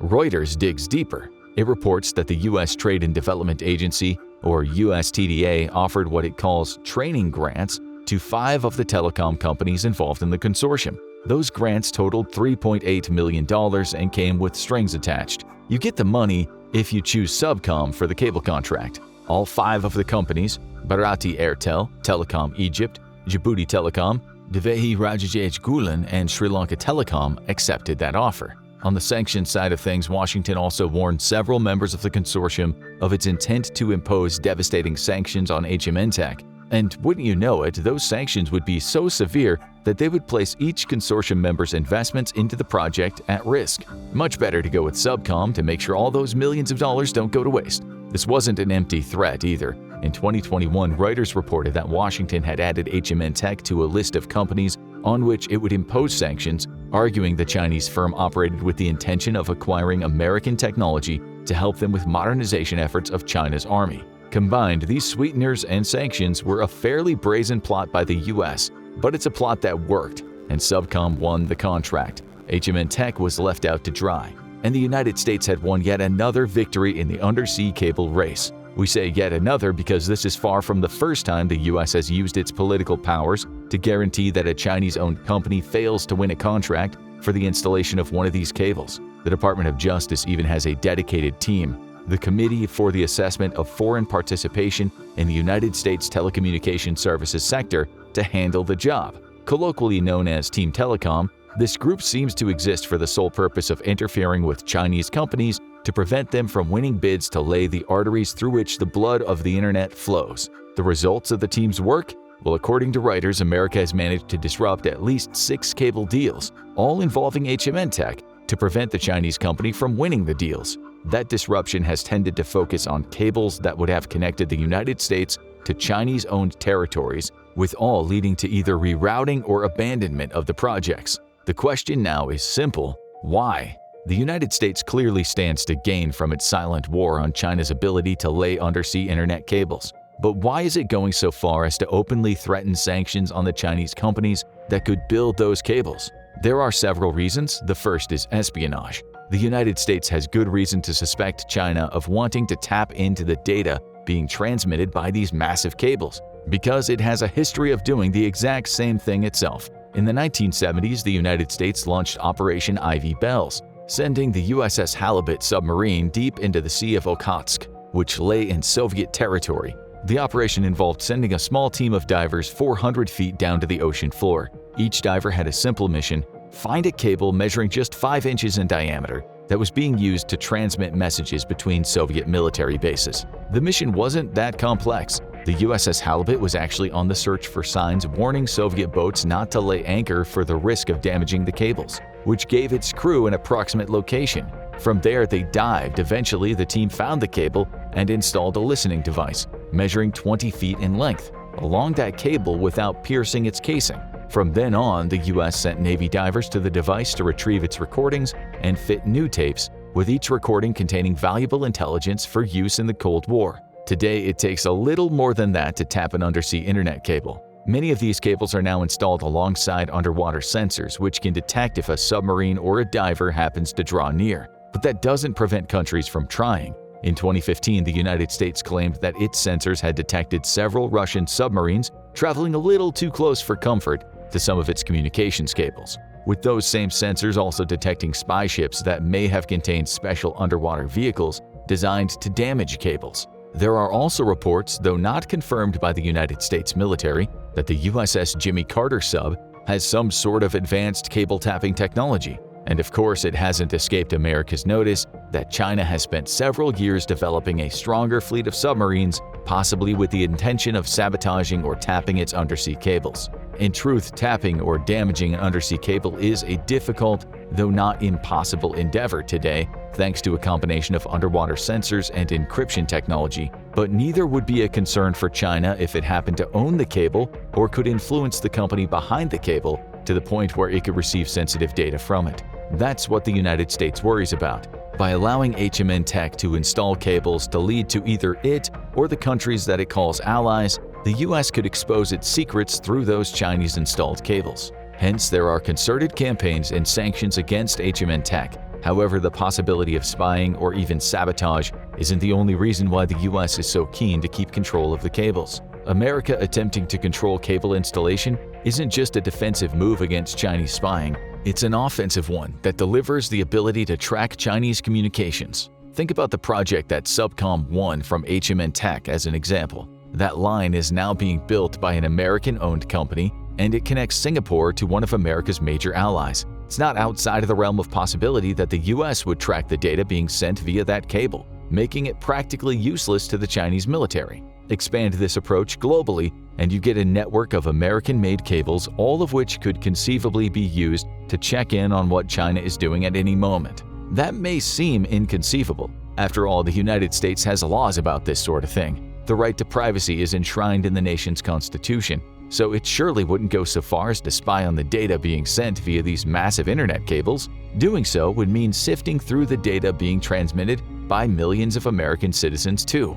That's true, but it's not like the US doesn't offer some precedent in this regard either. The National Security Agency, or NSA, scandal of the 2010s involved the United States building a vast database of American telephone records. It actively spied on its own citizens, ostensibly to rout the terror out, but in doing so completely subverted the right to privacy that every American is supposed to have. So who's to say it wouldn't do the same thing again on an even greater scale? After all, the three largest subsea cable installers are Subcom, owned by an American company, along with France's Alcatel Submarine Networks and Japan's NEC Corporation. France and Japan are American allies, with the latter also having deep-rooted security concerns related to China.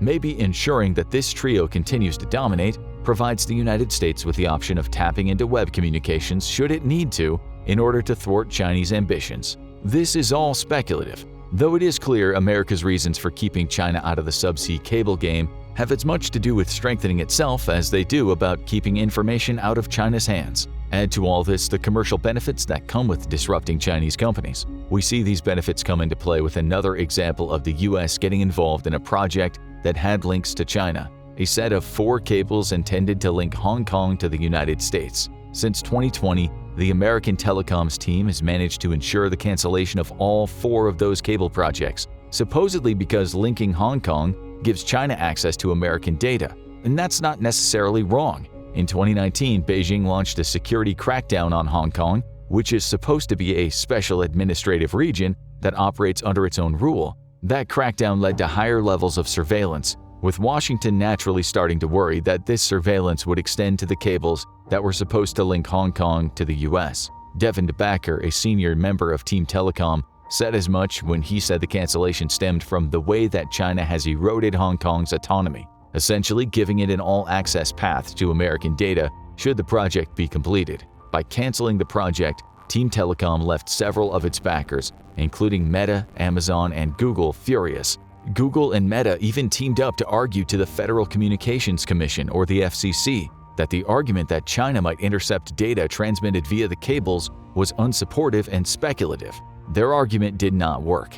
Now the cables that were supposed to connect Hong Kong to America lay dormant at the bottom of the sea, and several projects in which tech titans like Google and Meta invested have been limited. For instance, the Pacific Light Cable Network, which was originally supposed to include a Hong Kong cable, will now only transmit data from the United States to Taiwan and the Philippines. What does all this have to do with commercialism? After all, it seems like the US is damaging its own companies, Google, Meta, and Amazon, all are American businesses, by forcing the abandonment of the project. But the States isn't cutting off its nose to spite its face here. Instead, it's achieving 2 goals. First, by preventing the cable linking Hong Kong to the US, it's going some way to isolating an increasingly Chinese-controlled territory from business opportunities. In short, Hong Kong won't be able to access the super-fast internet speeds that these new cables would generate. This idea is called technological decoupling, with the intent being to essentially isolate China and its territories from the rest of the world, at least with respect to the undersea network of internet cables. Given that Hong Kong has such a powerful financial infrastructure, the cancellation of this project severs what could have been a crucial business link. Second, US interference in this and other deep-sea cable projects is clearly having an impact on HMN Tech. Reuters says that the company had supplied 18% of cables that are intended to come online in the 4 years between 2018 and 2022. Now it's set to be responsible for just 7% of the cables that are currently in development around the globe, meaning the company has likely missed out on hundreds of millions if not billions of dollars. It lost $600 million to Subcom alone. It'll lose much more, meaning less money being pumped into China. That can only mean good things for the US as China continues to use its financial muscle to build its military and strengthen its grip on global commercial operations. So what we're seeing here is war. It's just not war as we know it. Rather, it's a strange type of proxy war over technology that could play a huge role in determining whether the US or China achieves military and commercial dominance in the coming years. And make no mistake about it, this is a war that the US is taking very seriously. In addition to all the tactics we've discussed so far in this video, the US Congress passed the Undersea Cable Control Act of 2023. The language used to refer to that bill is telling. In the press release relating to the bill published on US Representative Brian Mast's website, it's referred to as bipartisan legislation to protect American superiority in undersea cable capabilities from China's economic and military reach. Mast even says that he believes that the US has been caught flat-footed in countering Chinese influence, citing spy balloons and TikTok as an example of how America needs to up its game. It's certainly doing that, with the telecoms team and official legislation recognizing its efforts to dominate the undersea cable industry. The US is taking a previously silent war public. It's announcing to the world, especially China, that it intends to control access to the internet because that control will prove vital in the future geopolitics of the world that relies increasingly on technology. Of course, China isn't taking all of this lying down. Rather than focusing on the cables it can't control, i.e. any that have a connection to the United States, it's instead turning its attention toward home territory. For instance, an April 2023 Reuters report says that several state-owned telecom firms are working together on a $500 million project that'll see cables being laid to connect several countries in Asia, Europe, and the Middle East. The network would be one of the most advanced in the world, and crucially, it appears that no non-Chinese companies are involved. That cable would link Chinese Hainan province to Hong Kong before splitting into several sub-cables that stretch to Pakistan, Saudi Arabia, Singapore, France, and Egypt. HMN Tech will be responsible for the construction. It's one of several that represent China's emerging approach to undersea cable wars. If the US doesn't cooperate, we'll just focus on territory that it can't influence. Interestingly, China may even be able to roll these projects into its Belt and Road Initiative, or BRI, which is an extensive infrastructure program through which it lends developing nations money to build new facilities. Perhaps Chinese cables will become a new arm of that program, giving China the opportunity to build ties to countries through superior internet that could serve it well in the future conflicts with the US. The Great Firewall of China is another strategy that Beijing has been using for several years to overcome US interference. Focused primarily on censorship, the strategy is all about preventing Chinese citizens from accessing websites that would provide them with information Beijing doesn't want them to see. A BBC report from 2019 provides an example from Hyunjin Seo, an associate professor in journalism from the University of Kansas. During a July 2018 visit to Beijing, Professor Seo brought up the bombing of an American embassy in Beijing. None of her Chinese friends knew about it, and that's because the news hadn't been allowed to reach their feeds. The firewall is one symptom of China's plan to essentially operate its own version of the internet, one that's for Chinese eyes only, and can be used as a propaganda tool rather than a platform through which people can find information from all over the world. Combine that censorship approach with China choosing to build subsea cables with which the US can't interfere, and you get a form of digital isolation that China may impose on other nations as a condition of receiving their technology. Then there's Taiwan. For any who believe that China wouldn't commit or isn't capable of committing the subterfuge that the United States fears, you only need to listen to what's suspected to have been done in Taiwan in early 2023. During March that year, many of the residents of Matsu, a small Taiwanese island that sits close to China, were left without internet. Something had happened to the pair of submarine-installed internet cables that ensure the island's 14,000 residents can connect to the web. Taiwan's National Communications Commission, NCC, had only one suspect: China. The NCC claimed that a pair of Chinese ships were responsible for cutting the cables that supply Matsu. The first was a small fishing vessel, which is suspected to have sailed 31 miles out to sea before doing something to damage one of the cables. On February 8th, the Chinese cargo ship apparently finished the job by severing the second cable. Granted, Taiwan didn't go so far as to make a direct accusation against China, giving itself enough leeway in its statements to allow people to assume the cutting may have been an accident.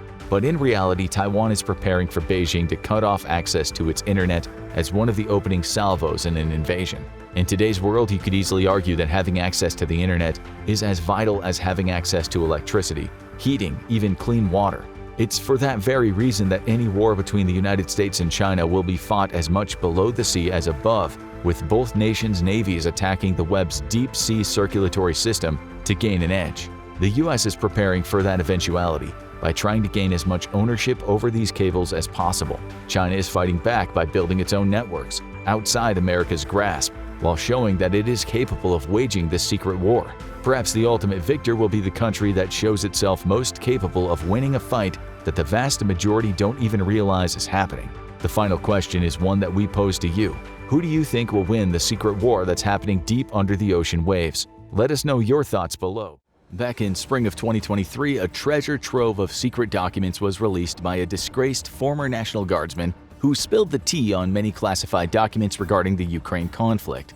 But while the Ukraine conflict got all the limelight in the media, other highly classified documents unrelated to Ukraine were also released in the leak. Among these was a National Geospatial Agency report detailing that the US now believes China has its first operational supersonic spy drone.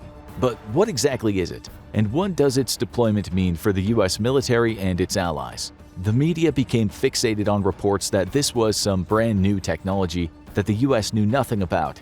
That part is actually not true. The Chinese military unveiled the aircraft in Tiananmen Square the first time back in 2019 during a military parade that celebrated the 70th anniversary of the founding of the Chinese Communist Party. Analyzing pictures from this time shows a few interesting features that make it a scary piece of equipment for the Chinese to have. The unmanned drone, dubbed the WZ-8, is approximately 67 feet long with a wingspan of just over 9 feet and stands at 10.5 feet tall. The basic construction of the craft is a swept-back variety, meaning the leading edges of its wings sweep back into the body of its monoplane design. These features are necessary because the craft is believed to operate at extreme speeds and altitudes. Estimates vary, but the general consensus is that the craft has a surface ceiling of between 100,000 and 140,000 feet and can fly at speeds of around 3,330 miles per hour. To put this into perspective, the speed needed to reach hypersonic levels is just 500 miles per hour more,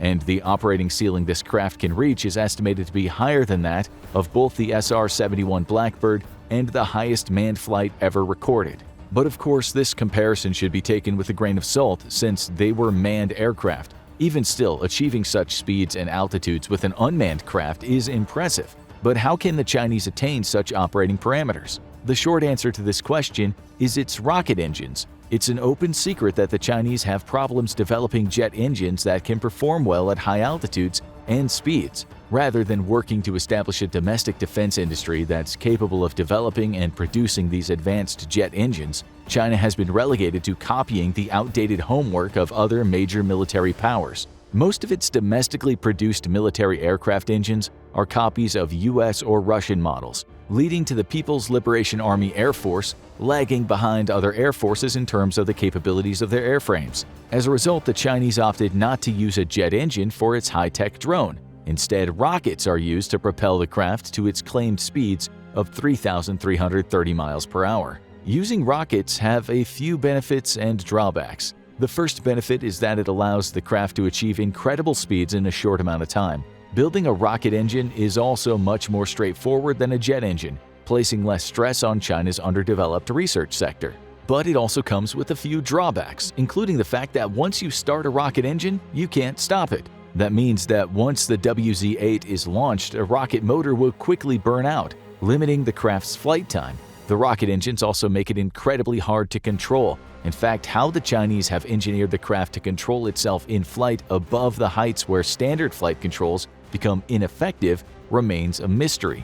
Examining photographic evidence from the Chinese military parade shows that the craft does not appear to have thrust vectoring capabilities. However, there is an opening on the nose of the craft that serves an unknown purpose. Eggheads in the military theorize that this could be where the internal navigation suite for the drone is housed. Some think it could also have housed some of the cameras and spy equipment on board when used for missions. But the fact remains that little is known about how the craft is controlled or how it moves during flight. but we do have a pretty good idea of how China will use it. The clue lies with the mounting brackets on top of the craft and China's recent upgrades to its bomber fleet. The H-6 bomber is the premier long-range bomber in the Chinese Air Force. Although it's based on the now ancient Soviet Tu-16 bomber, China has been upgrading its airframes to make them suitable for 21st century combat. One of these upgrades has given the H-6 the ability to fire the latest and greatest Chinese anti-ship missiles. But more recent versions of the class, the November variant, has some interesting characteristics never before seen in other variants. The bomber has had its bomb bay completely removed and replaced with a semi-recessed area. Inside this area are a series of hardpoints that correspond quite well with the hardpoints on the WZ-8 drone. It's theorized that the upgraded H-6Ns will act as a launch platform for the drone. Once deployed, the drone would quickly reach its cruise speed with an estimated flight time of around 20 minutes. During that 20 minutes, the drone could cover 1,100 miles before landing at an airstrip on one of the Chinese-controlled island chains. But what is it capable of doing in those short 20 minutes?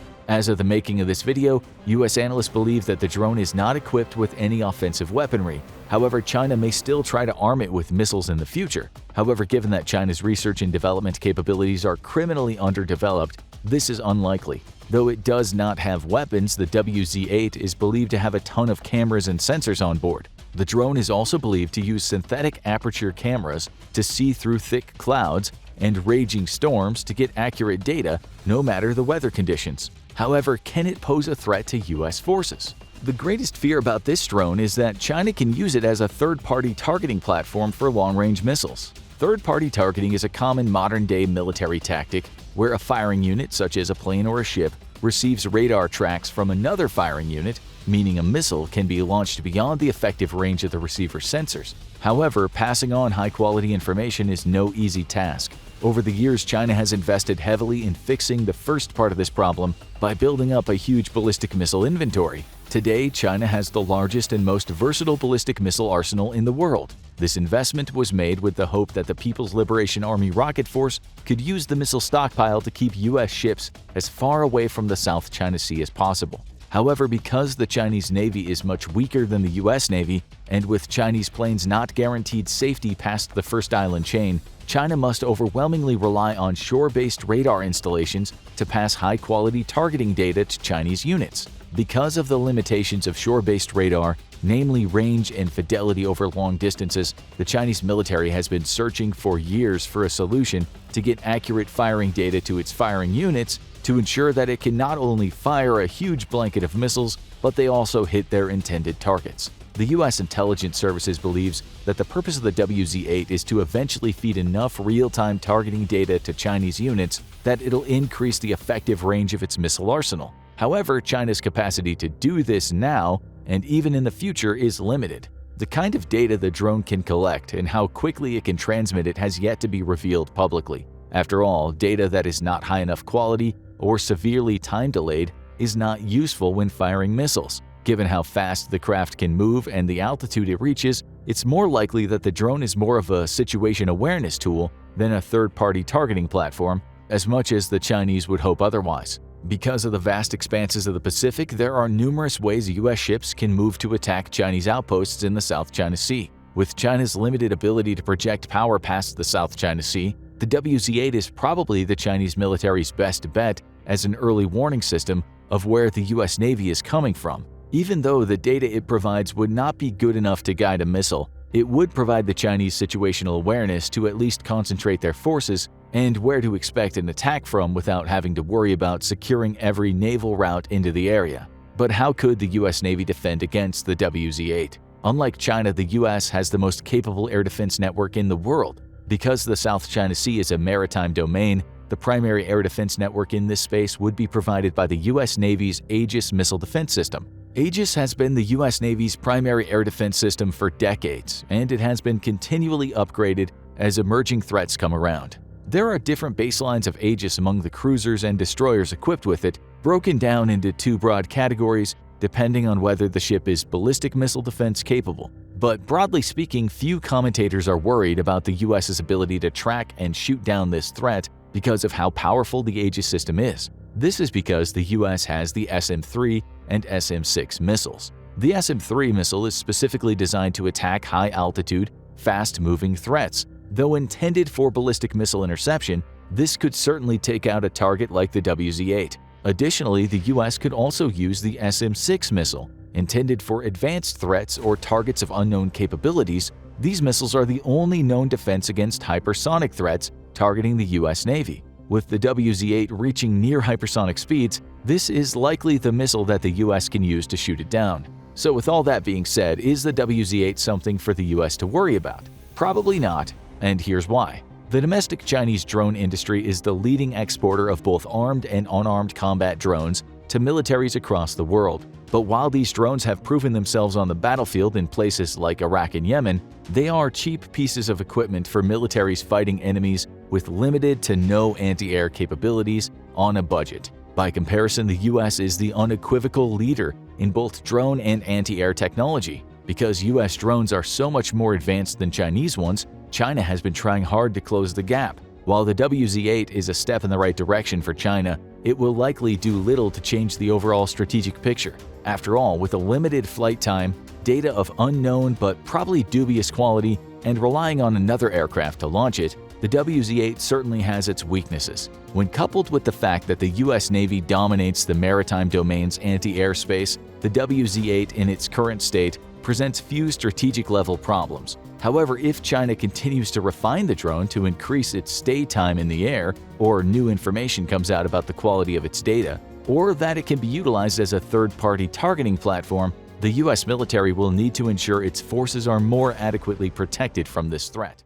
China, a nation infamous for its forceful acquisition of other nations' territories, has once again found itself in the news. More concerningly, there isn't always a theatrical and violent show to accompany these land grabs. Sometimes these land acquisitions are subtle or under wraps, with just enough action that they're barely even noticed. Or at least that by the time they are noticed, it's gone on for far too long. Before we get into China's more recent and sometimes insidious land grabs, let's have a look at the nation's history of expansion to see why China's neighbors are starting to get worried about the rising power in the east. Imagine a colossal mountain range that stretches farther than the eyes can see, over 1,490 miles of breathtaking snow-capped peaks, seemingly touching the sky. Depending on your travel budget, you might not need to imagine this majestic sight for much longer, as we're talking about the Himalayan mountain range. In fact, it is aptly referred to as the roof of the world, because it's home to Mount Everest, the tallest mountain in the world, reaching up to 29,000 feet, or 8,839 meters above sea level, and some other of the tallest peaks on Earth. Although the Himalayas are notable for their outstanding geological features, they're also a crucial source of water for much of Asia. The Indus, Ganges, Brahmaputra, and Mekong rivers all rely on this water source to sustain billions that rely on them. While we tend to think of the Himalayas as an isolated land with mountains jutting out of its core, we often forget that nestled within this majestic range are several countries that hold the mountain ranges in a natural embrace. Bordering the Himalayas are 5 countries: Nepal, Pakistan, India, Bhutan, and of course China. All 5 share territories that overlap each other and in many cases are the basis of hostility. These territories, in fact, are one of the reasons China's been in the news recently. All 5 countries from Nepal to China boast unique beauty, culture, and history, together with stunning mountain ranges. While these countries try to maintain cordial relationships similar to neighbors who exchange pleasantries, the extensive borders close to China have been a source of territorial tension for decades. Everyone knows that any story with China as the main character is often a tumultuous and extremely dramatic one. Hence, it's no surprise that the beauty of the Himalayas belies a complex geopolitical reality. To truly understand the complexity of these diplomatic relations between China and its neighbors, we should first introduce the key players in the region. First on the list is India. A vibrant and diverse country, India is one of the largest countries with significant interests in the mountain range. This is unsurprising, especially since the Himalayas act as a natural buffer between them and China. That would come in handy during border disputes. Besides acting as a natural barrier, the Himalayas provide India with geographical advantages in terms of defense and security against China's questionably assertive actions and policies. They serve as a protective shield, making it challenging for military operations against India to take place in the rugged terrain. Equal in importance, this makes it easier for India to swath or at least minimize tension when necessary. Sharing a small section of the Himalayan border with India is Pakistan, a country that has long since been embroiled in territorial disputes and clashes with its neighbor. The problem? The rugged terrains of the Himalayan ranges had made it a challenge for Pakistan and its not-so-neighborly neighbor India to demarcate their boundaries, leading to rather frequent skirmishes and clashes. Next is Nepal, a landlocked country sandwiched between India and China. Nepal can be likened to the smaller kid at school who tries to balance his relationship with the taller kids to stay out of trouble. For Nepal, the competing interests of China and India, two very powerful neighbors, is a business the country aims to stay out of. The country's stance is similar to that of Bhutan, the small Himalayan kingdom cradled between India and China. While it undoubtedly shares a territorial section of the Himalayas, Bhutan tries to maintain a policy of neutrality and self-reliance when it comes to foreign relations. Like India, the Himalayas provide a natural buffer that allows Bhutan to contain tension with neighboring countries and maintain its independence in the face of regional power tussles. However, today that buffer has begun to crumble as Bhutan and the kingdom faces risks of potentially losing its autonomy. The antagonist in question? Good old China. China shares a significant portion of the Himalayas border, controlling more than 23 million acres of land. To the nation, the Himalayas has become a strategic asset that it needs to control in the quest for regional dominance, thus stemming as a hotbed of geopolitical tensions between other countries that equally share borders with the ranges. In fact, India has been a constant opponent of China, with the country's forces constantly being in a tense standoff for ownership of certain parts of the India-Himalayas border. The fight to upstage the other is not new to both countries, as China stages unwavering intrusions and India continues to try to foil or thwart those attempts. These disputes date back to the era of the modern founding of both countries, with the most significant conflict over the border occurring only 6 decades ago in 1962. With each failed attempt at displacing India's control over certain areas of the border, China continues to cook up a more brutal and forceful presence along the borders outside its reach. China, seeking sovereignty over the region, has disputed several areas and enclaves under India's control, such as the Aksai Chin and Arunachal Pradesh. In many cases, the Chinese penetration of their Indian opponents' territories involves strategies such as building new physical infrastructures, such as roads and barracks in those disputed territories. Other times, these incursions escalated to an outright battle for ownership. One such occurrence where India and China battled for the upper hand on parts of India's territories was in 2017, when a 73-day standoff occurred after the Chinese government attempted to expand an unpaved road in the tri-junction between India, China, and Bhutan. The standoff went on for a short period before it ceased, as both nations didn't want to escalate the situation. The decision proves to be important, especially if you consider that both countries are nuclear powers. Although China and India have since engaged in multiple attempts at the resolution of border disputes, these diplomatic talks and negotiations have done nothing to quench China's desire to assert its dominance over additional parts of India's portion of the Himalayas borders. The nation remains unstable, with China being determined to wrestle control of these portions of the borders out of India's hands. The never-ending tug-of-war culminated in another violent clash in 2020, a standoff that took place in the Galwan Valley in the Ladakh region of the Himalayas, a disputed area between India and China. Once again, both countries engaged in diplomatic talks to de-escalate and diffuse the tension between the rivals. Regardless of the diplomatic intervention scheduled, China remains a fierce opposition in territorial disputes in the Himalayas, constantly vying for the upper hand in the ranges. However, China hasn't just tried to take territory away from its main rival in the region. The Eastern superpower also seized territories in Bhutan. China has not always been next-door neighbors with the small kingdom of Bhutan. While Bhutan is located in the eastern Himalayas, China is situated north of Bhutan, with both countries having independent geographical boundaries, but sharing a border in the north. In fact, China and Bhutan only became neighbors after the annexation of Tibet in 1951, which brought both countries closer, making them neighbors in the Himalayas region. However, since becoming neighbors, China has shown interest in gaining greater geographical and political control over Bhutan's territories. As a result, Bhutan is not spared from China's history of using military force to claim territory. That's right, this isn't China's first rodeo with Bhutan. In the past, the People's Republic of China had established territorial claims on parts of Bhutan after the Chinese Communist Party seized mainland China in the Chinese Civil War. By 1959, the Chinese People's Liberation Army had already occupied numerous Bhutanese enclaves in western Tibet, which the kingdom shared territories with. By the time 1983 rolled around, China's foreign minister and Bhutan's foreign minister began to establish bilateral relations. And 15 years later, in 1998, both countries signed a bilateral agreement to maintain peace on the border. This treaty was of utmost significance, especially because it represented the agreement that China explicitly acknowledged Bhutanese sovereignty. However, this truce was violated as China once again kickstarted a quest to assert ownership over Bhutanese territory. This time, Beijing chose to act behind a smokescreen, choosing a stealthy and subtle approach to ensure its attempt at encroaching on Bhutanese territory is harder to detect. Just 2 years ago, in 2022, images and analysis supplied to Reuters by the U.S. data analytics firm Hawkeye 360, which uses satellites to gather intelligence on ground-level activities, discovered recent construction efforts by China along the China-Bhutan frontier. These satellite images of Bhutan shows that China has already erected a village known as Pangda near the Doklam Plateau, a region in western Bhutan that China has equally laid claims to.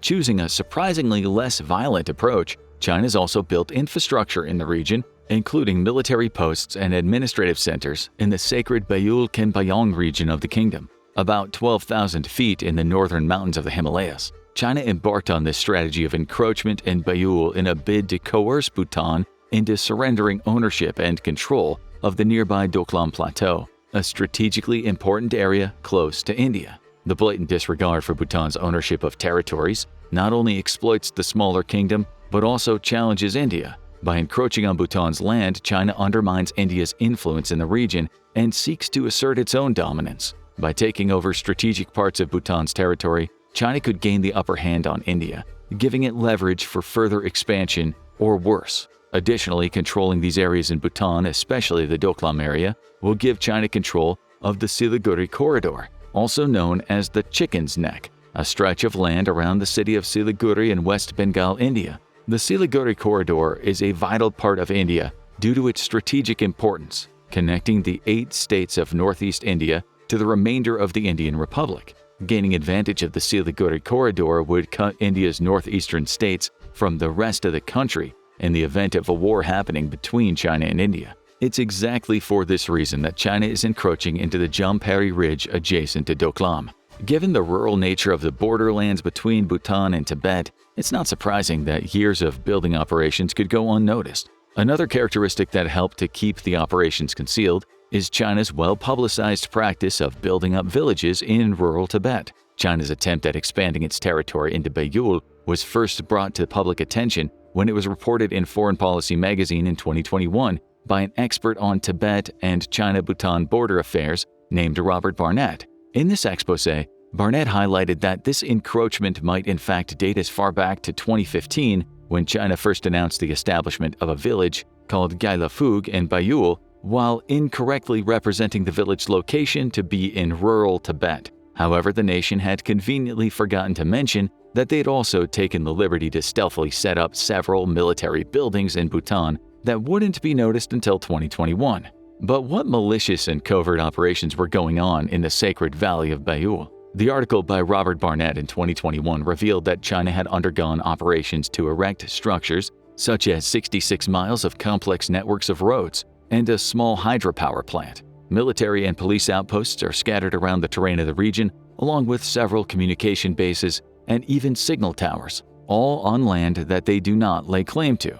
It's been 2 years since that report was first published, and these buildings and infrastructure have now been fully established into settlements with strips of townships that show proof of being inhabited by people. As China's progress becomes more glaring, so does the rising concern and tension caused by the nation's increasing influence. Needless to say, this preposterous mission undertaken by China is not good news for Bhutan, one of the smallest countries in Asia by area with a population of about 800,000. Bhutan is an unlikely adversary for the much stronger, populous, and resourceful China. However, the country's strategic location of being landlocked between China and India makes it a valuable resource to China, which seeks to augment and expand its influence in South Asia, no doubt by usurping India's territories in the Himalayan range. This points to an even bigger and broader strategy to assert dominance beyond its own country's borders. This means that it's not only Bhutan's sovereignty that's at stake as China encroaches on the small nation,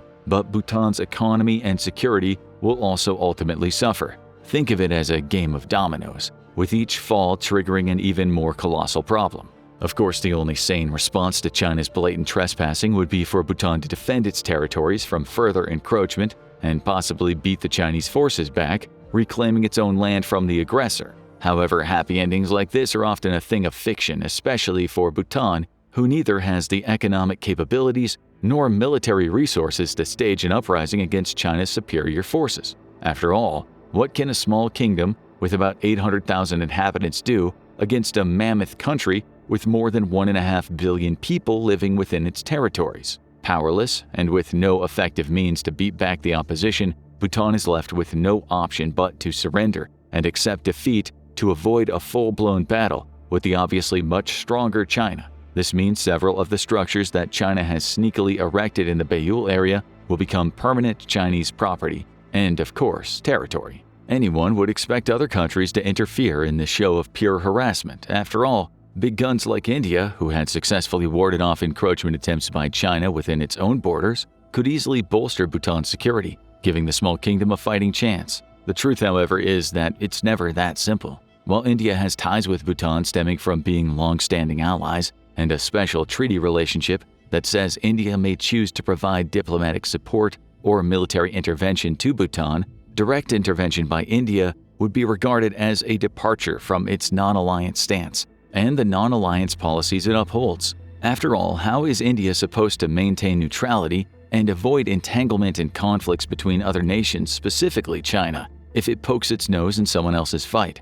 This battle remains solely with Bhutan, at least until China's operations clearly creep into Indian territory. A more concerning problem for Bhutan is the state of geopolitical sensitivity surrounding the Himalayan region. The Himalayas are a precarious ticking time bomb, and even the lightest shove from any of the neighboring countries can topple the regional stability that's being maintained in the ranges. If tension escalates between India and China in Bhutan's territory, there will be broader ramifications, with the issues between affected territories snowballing with potential spillover effects on other border disputes. As a result, it didn't matter that Bhutan had cordial relations with one country that had managed to avoid China's attempts at encroachment. It didn't matter that the kingdom was culturally significant in the region. Bhutan remains powerless when it comes to repelling China's encroachment. Without the means to fight back for its rightful ownership of territories, the new outpost sitting in Bhutan's sacred valley might become a permanent fixture that cannot be erased. This means that about 191 square miles of what is supposed to be territory in north-central Bhutan, specifically the Jakhar-Lung Valley, which is part of the Beiyul, and Pasumlung Valley, will become new Chinese territory. So will the 104 square miles that the Chinese have managed to slice away in the Doklam Plateau in the West Bhutan border closest to India. It doesn't end there. In 2021, the Chinese government released a white paper that described plans for the progress in the construction of rural villages along the Tibetan borderland shared with Nepal, India, and Bhutan. While this white paper was released to create transparency on the operations going on in the Himalaya region, it was not exactly convincing. After all, if China has once misrepresented its operations as a harmless construction project taking place in Tibet's territory instead of Bhutan's, who's to say they won't do that again? As a result, there's still the risk that under false pretenses, China will continue to create more settlements in Bhutan's territories for years to come. China's version of what a land grab looks like in the 21st century does not feature sophisticated weapons or a violent siege of Bhutan. Instead, strategic planning and blatant exploitation of the country's humble abilities are the elements it chooses to work with. So far, this strategy seems to have paid off, as the territories it's managed to encroach on may become Chinese property in no time, especially since Bhutan is powerless to prevent this violation of its sovereignty. There are several key factors enabling Beijing to stealthily chip away at Bhutan's territory. One of these is China's growing economic and military power, with a reputation as one of the world's largest economies. China's also armed to the teeth with nuclear weapons, providing them significant leverage when encroaching and negotiating with weaker states. The economic and military prowess of the Asian superpower means Bhutan will have to cede territory because of a combination of diplomatic pressure and lethal military threats from Beijing. Additionally, China ensured the rest of the world was looking elsewhere while it slowly made its way outside of its own territories and into Bhutan. To do this, the nation made waves in the South China Sea by, you guessed it, staking claims to territories outside of its own. The expansive territorial claims that China has undergone in the South China Sea have garnered international attention and concern. China, as usual, asserts its sovereignty over various islands, reefs, and waters in the region, with neighboring countries such as Vietnam, the Philippines, Malaysia, and Taiwan also laying claims to them. These disputed claims have led to tensions rising amongst the states with claims on these waters, while many other countries watched with bated breath, fearing they will be next. In the South China Sea, China has expanded by building artificial islands, constructing military facilities, and asserting control over fishing and resource-rich areas. These actions have raised concerns among other countries and have led to disputes over maritime boundaries, freedom of navigation, and access to resources. China's choice of laying claims to parts of these areas is no shock, as the South China Sea is strategically important due to its vital shipping lanes, rich fishing grounds, and potential oil and gas reserves. As is the case with everything involving China, these territorial disputes in the area have geopolitical implications and have drawn the attention of the international community. There have been continuous efforts to address and dispel these disputes, establishing a peaceful resolution between all countries involved. In fact, the United States and other global powers have been so preoccupied with China's aggressive behavior in the South China Sea that diplomatic negotiations, arbitration cases, and multilateral discussions have been ongoing for a while. Still, tensions persist. What Uncle Sam didn't know was that while he tried to break up the fight among the neighbors in the South China Sea, China used that opportunity to fly under the radar of international scrutiny and start another land grab north of where everyone else seemed to be focused. This is another contributing factor that's enabled China to claim the land in Bhutan. Of course, countries such as the United States, India, and even Japan have been voicing their concerns about China's actions in the Himalayas. However, there's been no coordinated effort to put an end to China's offensive territorial expansion, a stance that has only emboldened China's impunity. The timing of the construction of Chinese infrastructures in Bhutan's territory also proved helpful in helping the nation avoid garnering attention from its neighbors and even the US. The development of villages in Bhutan's territory seemed to have picked up speed during the 2020 peak of COVID-19. So while everybody else around the globe was preoccupied with containing the evolving pandemic within their territories and slowing the speed of the virus, China took the chance to hasten its discreet land grab strategy. Unsurprisingly, India has become more and more concerned about the messy disputes between its neighbors. China has formed alliances with countries such as Pakistan and Nepal, positioning itself as a key player in South Asia in order to easily counter Indian influence in the Himalayas region. Through the expansion of its influence into Bhutan territory, China aims to encircle India and gain a strategic upper hand in the region, through which it can forcefully encroach India, pushing back its neighbor and grabbing more land. Many of the erected structures and buildings that China has managed to build in Bhutan over the past years have the sole purpose of facilitating the movement of the People's Liberation Army forces into the region and act as a stronghold for the Chinese intelligence services. They not only house Chinese forces, but also ammunition and equipment, evident in the building of ammunition storage bunkers, which will no doubt prove helpful if the Chinese government decides to undertake another conflict with India over the India-Himalayas Doklam border. While China's expansionist efforts in Bhutan look to have the end goal of owning a portion of the kingdom, the small nation only plays a small part in the grand scheme of things. Of course, these road networks, villages, bunkers, and communication bases were built on Bhutan's land. However, Bhutan is nothing but a pawn in China's game against India. It's important to remember that Bhutan is a small country caught in the middle of a long-standing territorial dispute between the two much bigger countries. To make matters worse, the kingdom has signed a treaty with India that promises not to threaten each other's national security. However, honoring this treaty will prove to be difficult since Chinese outposts are built on Bhutan's own territory. Another obvious sign pointing toward India being the final target of these efforts is China's Bhutan Belt and Road Initiative incentives. There have been discussions and negotiations between Bhutan and China, with China offering incentives and investments to Bhutan as part of its infrastructure development projects. In 2017, China plied Bhutan with numerous offers, with one amounting up to $10 billion US. This was a significant offer for the small kingdom, whose own GDP is only a little above $2.5 billion USD. While this offer from China is mouth-watering, it's equally problematic, because India has historically been Bhutan's primary financial and defense partner. If Bhutan takes the offer from China, this historic relation would almost certainly break. Regardless, there is still a temptation for Bhutan to attempt to increase its economic ties with China in a bid to diversify its economy. This creates a complex and volatile triangle among the three nations with clashing interests. This is frustrating for India, as the nation has no means of meddling in the matters going on between Bhutan and China. India already exerts a considerable amount of influence on Bhutan. Its relationship borders on being meddlesome, with many people brewing the narrative that the country might even be trying to exploit the kingdom. On the other hand, Bhutan is attempting to avoid a significant conflict between China and India, especially since it lacks the size,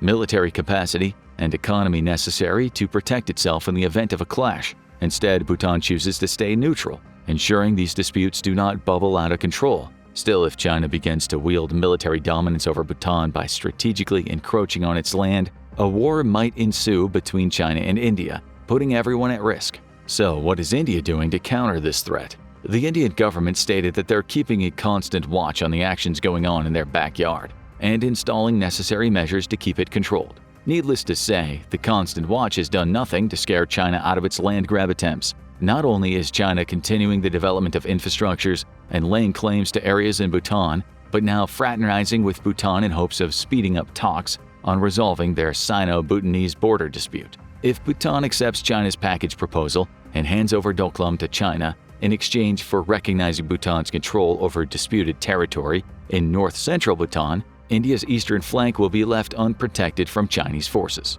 Knowing all they know, India still has no choice but to keep silent or risk blowing the already problematic solution out of proportion. Now check out India versus China 2024 Military Army Comparison, or watch India's World War III plan.